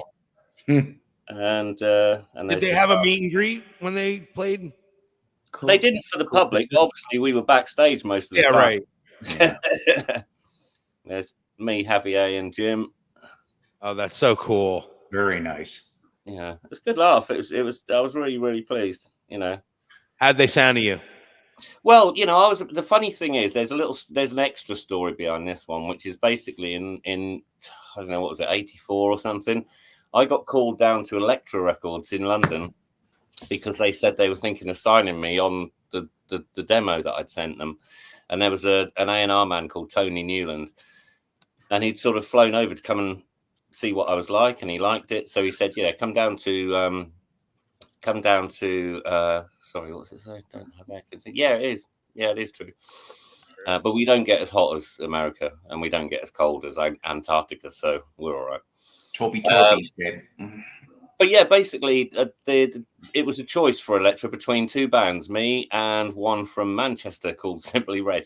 And I think we know which way it went. And he'd never heard this story. So that picture, you can think, it's literally seconds after I've just told him. And he said to me, he said, "Oh God, that's pretty rough." And I said, "Well, you have sold a few, haven't you? So I don't think they really feel they made a mistake." He said, "Yeah, but I bet you spent all these years thinking I'm a right." And so he basically went and got me and Michelle a massive bottle of champagne from backstage and gave it to me and said, "Sorry about the Elektra thing." So it was quite funny. It was quite funny because I've always wanted to tell him. You know, I've always thought if I ever meet him, I'm going to tell him that. You know, and the thing is, apparently, Elektra said the only thing in it was that Simply Red was a band that was already gigging. I'd actually played all the instruments on my demo, so I hadn't actually got a band. I'd just done it all myself. Right. I'd done a sort of Foo Fighters first album type thing. I sang and played everything, you know. And they wanted players to fill it in later for you when you want to play it live. Yeah. Well, I just couldn't find people in time. I just didn't realize it was, you know, they were impressed with Simply Red as a live band. And I think we can all agree that even if they'd signed me, I might have done something, but I wouldn't have done Simply Red numbers. I think they went with the right thing. But there you go. And like I say, he really was. I don't like Simply Red. Obviously, I got off to a bad start with him. Because I was there when I was literally there when they got signed. There was such that movement in the 80s, like, you know, you think of Art of Noise and ABC, you know, like Oingo Boingo, like some of these bands. Wow, they were so original. You know what I mean? Like they can have a statement, and like there was a place for them. You know what I mean? No matter how kind of like different they really, you know, they were all connected by pop music, but you look at one band from the other, they were very different. You know, they were different than Flock of Seagulls. They were different. You know what I mean? And it's amazing. You seem to be missing the word visage. Yeah. Fade to gray, like that one. But yeah, it's so that's my little Mick Hucknall story. But he was incredibly good as the lead singer of the Faces, and I did say to him, I mean, I'm always honest about music, and I'm always, you know, I've always said to people, you know, I say what I mean and I mean what I say, and I don't mind if people don't like me as long as they don't like me for the right reason, as in for a genuine reason, you know. And so I'm always return that back, and that's the same before. Oh yeah, and so, you know, I just said to him, you know, I can't say I'm into Simply Red. It's not my thing. It's just, you know, it's a bit, Yeah, I said, but you were fucking awesome out there, because honestly, he really did. I'd rather have heard him than Rod Stewart, to be honest, because his voice was so powerful, and he really, you could see he's such a powerful singer, and he's such a Faces fan. That's what I loved. And I know this Frank Turner guy is getting a lot of shit about doing the Pistols thing, but for a start, read the poster properly. It says a night of Frank Turner with Glenn Matlock, Steve Jones, Paul Cook and then the Sex Pistols logo. Right. So they're not saying he's the new singer for the Sex Pistols. He's just saying 3 of the Sex Pistols did these charity gigs. They needed a singer. Lydon won't have anything to do with them because he always throws his toys out of the pram. Every bloody time they get off with something good. So they just did it without him. There's no point asking him even, because he wouldn't do it. He's an arse. You know, it's a shame. I feel sad for him because he's had a lot of tragedy over the last. How long was the show, David? It was just Never Mind the Bollocks and a couple of B-sides. Michael. There he is. Holy you asked for him, you got him, ladies and gentlemen. Wow. So the reason I came up was, who is this Terry Draper cat that's in the... All right? I know Terry Draper. Rachel Williams from Rachel's Ghost, both interviewed Terry. And that guy doesn't look like Terry to me. Yeah, nope, that's not Terry. Anyway, get you up here. I'm honored. Come on up here, Terry. I'd love to interview you. I'm thinking of, to tell the truth, I'm Terry Draper. No. Let's talk about your freaking new album, Terry. Who's got a cat? I'm hearing it.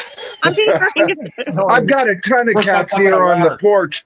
We have 3 cats, and all 3 of them got pregnant, and they've got now 42 kittens. You know, what can I say? But no, seriously, I thought this would be a good time. First of all, I really do believe. Yeah, please be friends. All right. Don't start that crap here, buddy. Terry's new album, by the way, Paul, is fantastic. It really is. If you like Clat 2, a band that's been greatly underrated, because of the whole Beatle thing, right?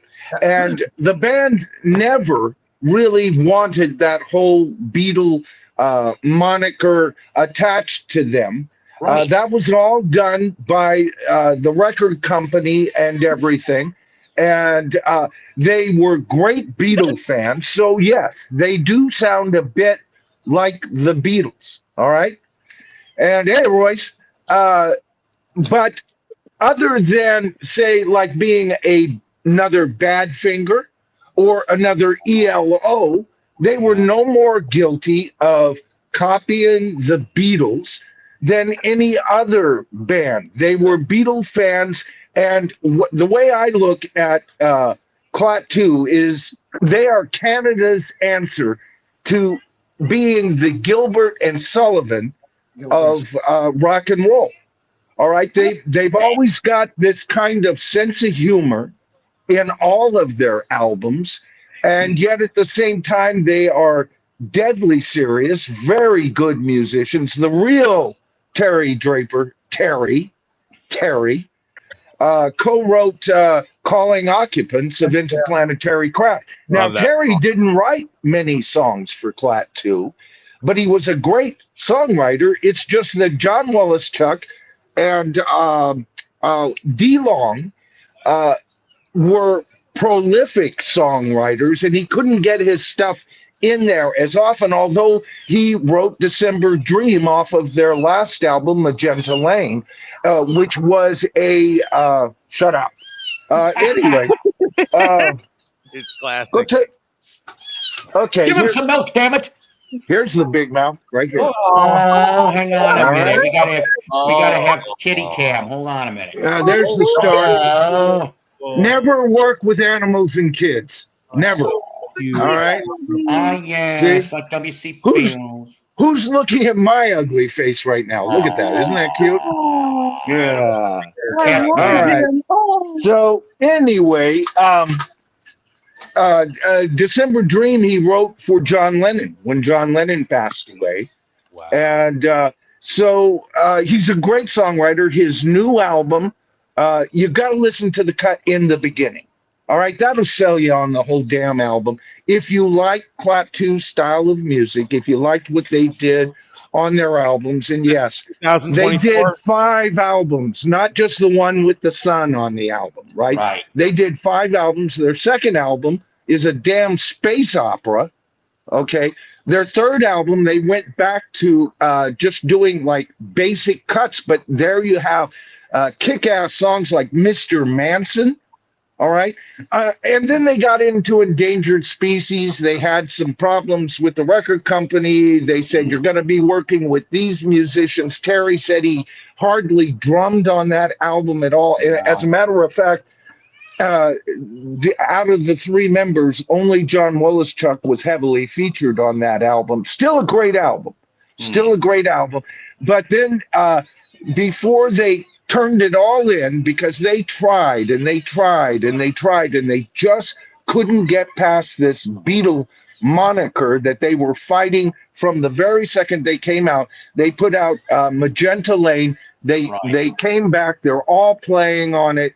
And it's a wonderful album. So that's the only one I'm missing. I need to find that somehow. Yeah, it's a hard one to find, Paul. I for years I couldn't find it, and then Klaatu started putting out their albums on CD. I bought it straight from the Klaatu site. Nice. And then Terry sent me his latest album, both as files and as an album. I actually purchased the album and asked for his autograph on the album. Sure, So he signed it to Kimberly, who's my wife. Ah. So anyway, I got to get back to him on that because I'd like to get the album signed by him. This album is 2024? 23, I do believe. It came out in 23. Rachel and I interviewed him months and months ago, so it must have been 2023. It's his latest album. Terry, he goes back and forth from Canada to Florida, and he does a lot of his writing in Florida and a lot of his recording in Florida. So the man is still out there making music. John Wolischuk, who's kind of my favorite member of the band, I liked his cuts the most, has retired, long ago. And as far as I know, D. Long is he was still active, but I haven't seen him do much lately.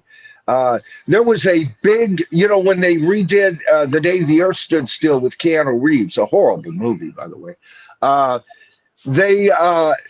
It was D. Long who tried to get them to use Calling Occupants for that movie.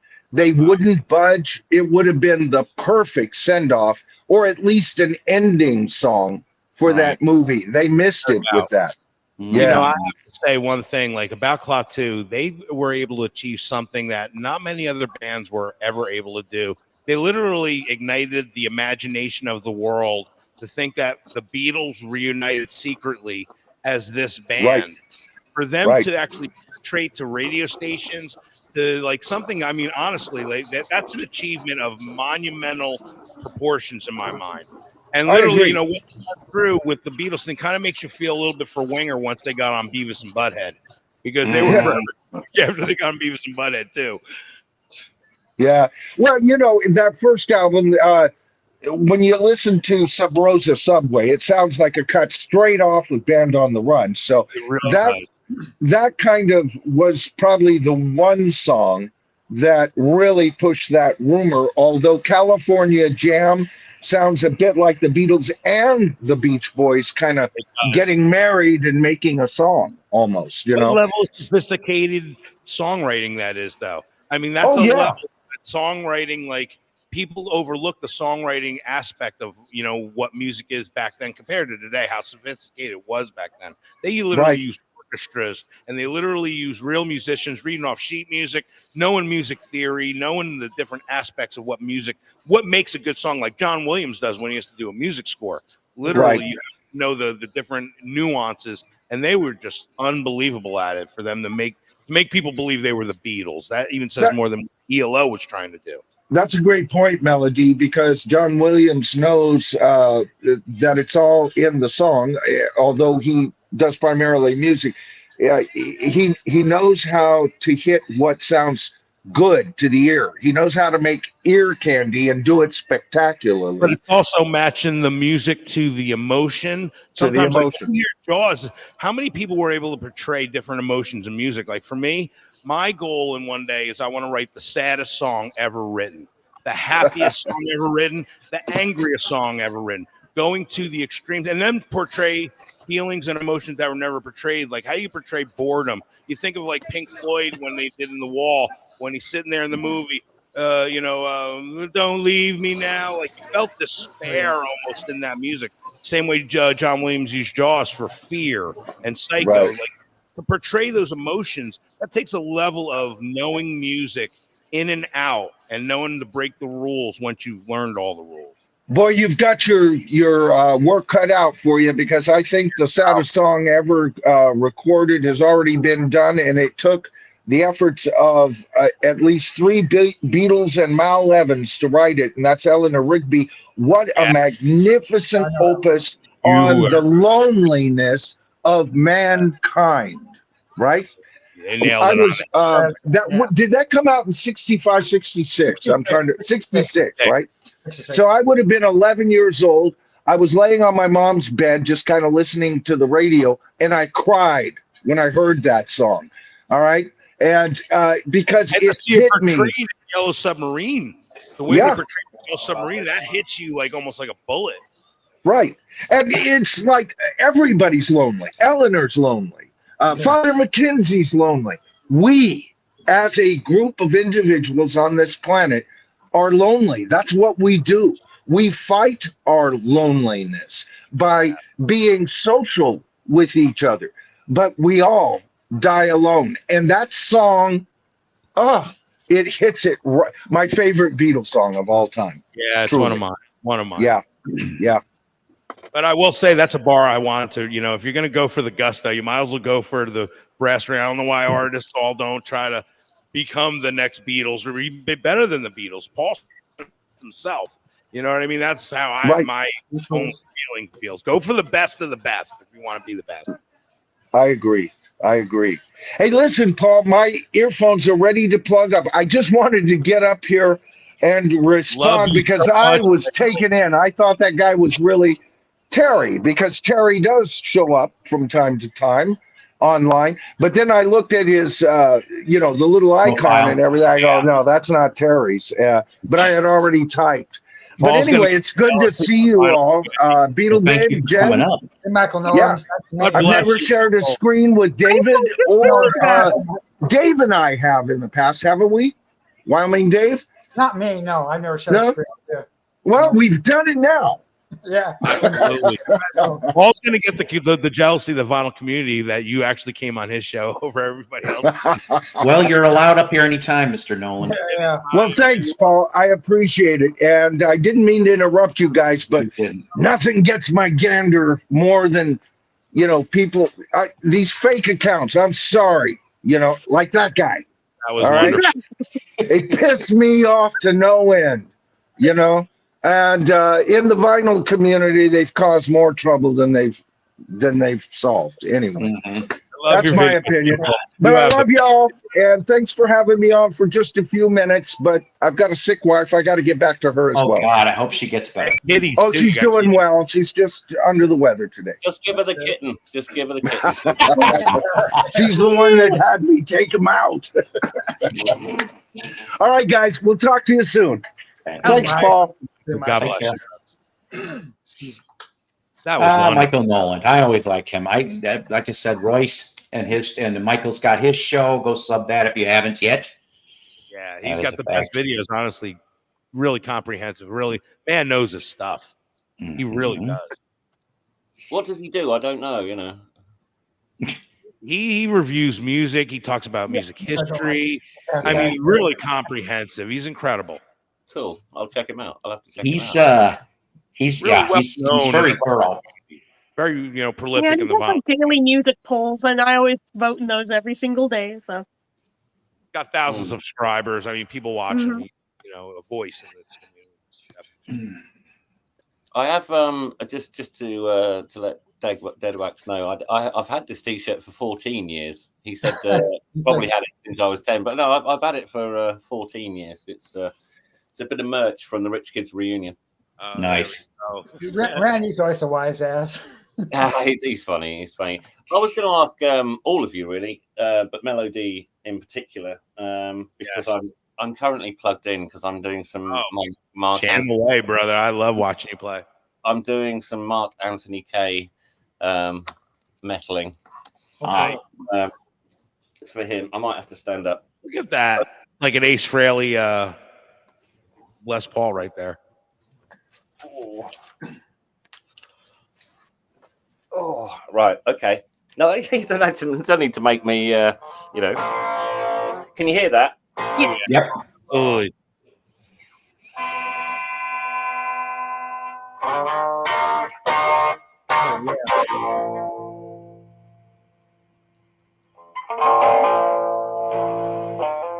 Right. First, ladies and gentlemen, Psycho Platters. Thinking, right? How did these three bands get away with ripping each other off? Melody. I was thinking. I had this around my neck earlier, and I just accidentally hit a thing, and I was just thinking that sounds a bit like. And I thought, hold on a minute, that's also so right. So Kid Rock did that with Werewolves of London and Leonard Skinner. I mean, no, or Kid Rock. No, it's all right. We're gonna go. Yeah, same thing. But basically, All Day and All of the Night, Kinks. Yeah. Oh, yeah.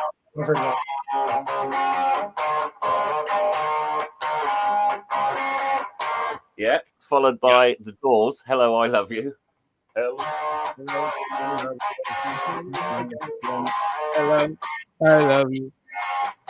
And the Sex Pistols, Submission. I forgot about that one. I did too, actually. I never thought about the Kinks. God, the music lawyer would be running around all over the place on this one. All the same chords, all the same rhythm, all the same key. That's crazy. It's really weird.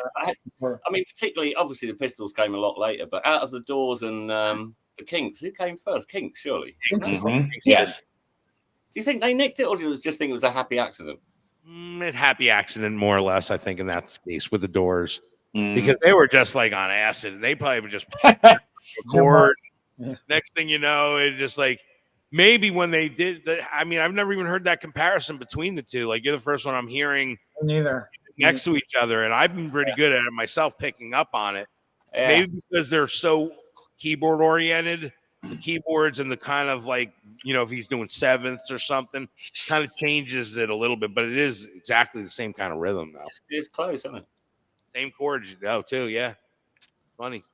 It's just I was just knocking. I was just tuning the guitar and knocking about stuff, and I thought, and I sort of hit upon playing All Day and All of the Night, and I was thinking, that's such a good riff, and that. But when I started singing "Hello, I Love You" over the top of it, and I thought, oh, hold on, that's not. And then I realised they're exactly the same, and then I thought, Pistol Submission. That's. I'll tell you what. There's a channel on YouTube. A guy named what's his name? He's like one of the best mashup guys. He actually took Octopus's Garden from the Beatles, took the vocals of that, and took the music of Santeria by Sublime. Literally, you put Ringo's vocals over a karaoke of some Santeria. It works magnificently. Unbelievable. I just got to think of the guy's name. McClintock, Bill McClintock. If you look up the Bill McClintock page, he's one of the number one mashup guys. He's got Sublime or just put in Sublime and Octopus's Garden. I'll tell you what, it'll blow your mind how well. I actually even played it that way with a band. It worked so well. Awesome. I'm just trying to find something. I'll be back in a sec. Okay. Hey, Malay. Hey, Malia. Yeah, or Malia. I saw the photos from your record trip. I thought that was pretty cool. Oh, right. Sorry, mashup wise, this is my favorite. Pistol. Oh, wow. Sorry, hang on. I was itching my eyeball. Never heard of that one. Pistol. I never heard that either. Madonna. It's basically God Save the Queen and Pretty Vacant mashed up with Ray of Light. I don't think I've ever heard that. Never would have thought. There's this one, and then if you want to get really collecty about it, there's that one. Oh, nice. That's cool. Beautiful. So yeah, they're all on YouTube. They're all on YouTube. Mashups are fun sometimes when they're done exceedingly well. I heard one where they took Whitney Houston, how Could I Know? And they put it over Don't Stop Believing. And it was unbelievable. There's a Blink 182 one with Miley Cyrus singing Wrecking Ball. I heard that one, yep. I think I need to look that one up. If she ever had done that, as like done music like that, I might be a bit of a fan, you know. Oh, yeah, Miley Cyrus. Yeah. It's not for me, really, is it? Normal Miley Cyrus, but you know that. Well, I can like her for you. Yeah, right. No, I mean I'm not saying it's I don't know. Maybe I'm missing something. You know, feel free to send me some MP3s of Miley Cyrus that I might like. Never went rock and roll. Yeah, Miley Cyrus never went hard rock or anything. Yeah. Correction, she did, but it was never stuff that made it to albums. She's done stuff that's like either live or just like noodling around that she's put online, but they were never album things. And I'm like, but I don't understand why she should do one like that. Yeah. I mean, Kelly Clarkson kicks ass occasionally, doesn't she? Yeah, Eddie. Of that type, you know. I heard another mashup that was really hysterical. You got to look this one up. It's Metallica, Enter Sandman over. I saw her standing there with the Beatles. Someone even made a video where they take black and white James Hetfield and mix it in with the Ed Sullivan footage. And they have they mix the crowds where the girls are screaming, but then they got mosh pit guys like next to it. It's so hysterical. I mean, I wish Paul could pull it up. I mean, it would be so funny to watch, but I don't know if he would. Have you seen those those rather cruel shred videos where they take the footage of a band, well-known band, doing one of their hits or whatever, and they've basically overdubbed over the top, so it sounds perfectly like in the right period of time, sort of thing. But they've got one of the Beach Boys, and they're singing, you know, I don't know, sort of. Oh God, I'm trying to think what the song is they're doing, but it's one of their classic hits. But they're all out of tune. They're all singing out of tune, and they're trying to click their hands in time and stuff. And they've overdubbed it so it looks like they're awful. And they've done a Kiss one. They've done a Van Halen one that sounds like he's playing with boxing gloves on. They've done just it's got. And if all you have to do is put in the word shreds after the name. So if you put in Beach Boys shred or Kiss shreds, and I don't know who these people are, but they're really clever because they've got the mouth movements perfect. They've got everything, but it's coming out as just awful, as if they're like the worst band in the world. It's phenomenal stuff, really phenomenal stuff. But the Beach Boys one had me. I don't often lol, as young people say, but I did laugh out loud at that one. It's just so well done. I still say that there's a type of band that should be created.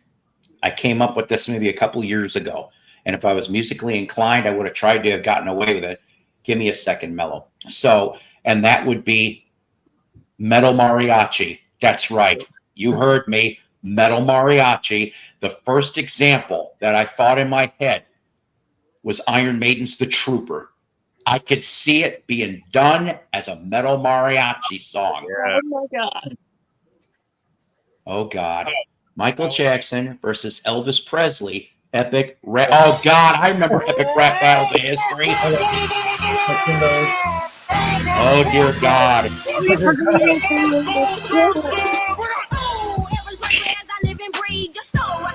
Oh God. It's not Michael Jackson. I've seen every record you set, man. I beat it. Here's a tip, don't swallow a bucket of drugs, so you mop down the toilet. What, Eddie? I'm depressed now. Who are they? They stole your idea.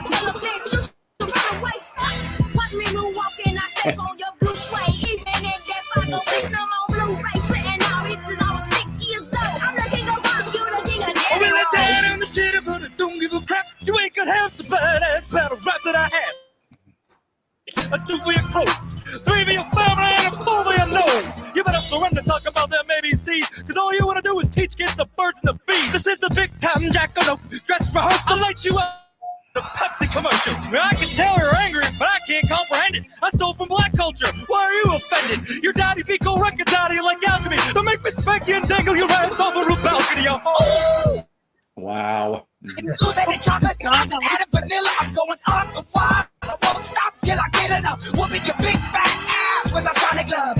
Why does it look like Vanilla Ice being disguised as Michael Jackson? She was only 14 and you made $1. She came to me. I took her to my Neverland ranch. You should have stayed. Even Tina looks better than you. I'm singing, you're singing, don't be cool. There's only one crown, baby. Let the one king rule. Hey, you're a creeper, dude. You like to grab your own wanger. I don't let you marry my daughter because I knew you'd never bang her. You think you're tough? Man, you look like Tootie. I was better than you in my Blue Hawaii movie. You lost your damn mom. We never got to be a kid. I'm out. If you try to hold me and free your willy. Later, weirdo. Elvis is still leaving the building. Wow. Wow. All right. On that note. Really? You're going to end on that note, are you? No, I'm not ending on that note. I insist. All right. I insist. That's great. Thank you, You Paul. insist. Well, Yeah. here's the thing, though. You guys didn't know this, but when I had to leave the room for a minute, my kid, something, I don't know, I'm going to have to go. Oh, shit. And it's some, yeah, I'm not even going to get into it, but it requires me to do some minor traveling. And that is exactly what I'm going to do. At least we made it to 2 hours today. I was going to shoot for 3, but that's all right. We will be, and I appreciate everybody being on here. And also, let's see, Mr. Nolan. I'm trying to remember, was there any other ones that I forgot? God bless you, Michael. Thank you for coming up. I also want to, of course, I want to thank everybody in the audience. You guys are the best damn audience in the world. I got the best damn panel in the world. I got the best damn guests in the world. We love you, Paul. This year, I love you guys too, and I'm legitimately serious about this. And once again, I appreciate the kindness from Randy and Mike and James, and it's beautiful. I like I said, I will be putting that towards musical goodies as opposed to the musical youth, which is the question of who passed the duchy. For everybody here, take care. God bless. Rock on. See us Wednesday, whoever can show up. I may Jamcast later. I will be here. What's that? I may Jamcast later on, in a few hours. Oh, yes. So maybe look for Mello when he's Jamcasting. Yep. Wyoming Dave, I'm sorry we didn't get to the LP. Save them for Wednesday. And we'll show them then. Okay. David, thanks for coming on here. And of course, David always is busy. He is one of the busiest people that I know. Go check out any of his stuff. Go to Bandcamp. Go buy some things. I'm planning on it. Everybody take care. Beetle Babe, you're the bestest. You're the most beautifulest here. And that's all there is to it. I told her when she had the wig on last time, she looked like Bernadette from Big Bang Theory. As far as I was thinking, I didn't even give it a second thought when I put on the glasses. But I was like, too late now. They're already on. You know what, Beetle Babe? If OnlyFans weren't going to shut down, another venue for nerdum videos. You should play her for Halloween. Pay for that. Comic-Con like that. Yeah. What's going on? All right, I gotta go. Something's up. God bless everybody. Love you. Bye. Take care, mate. Bye.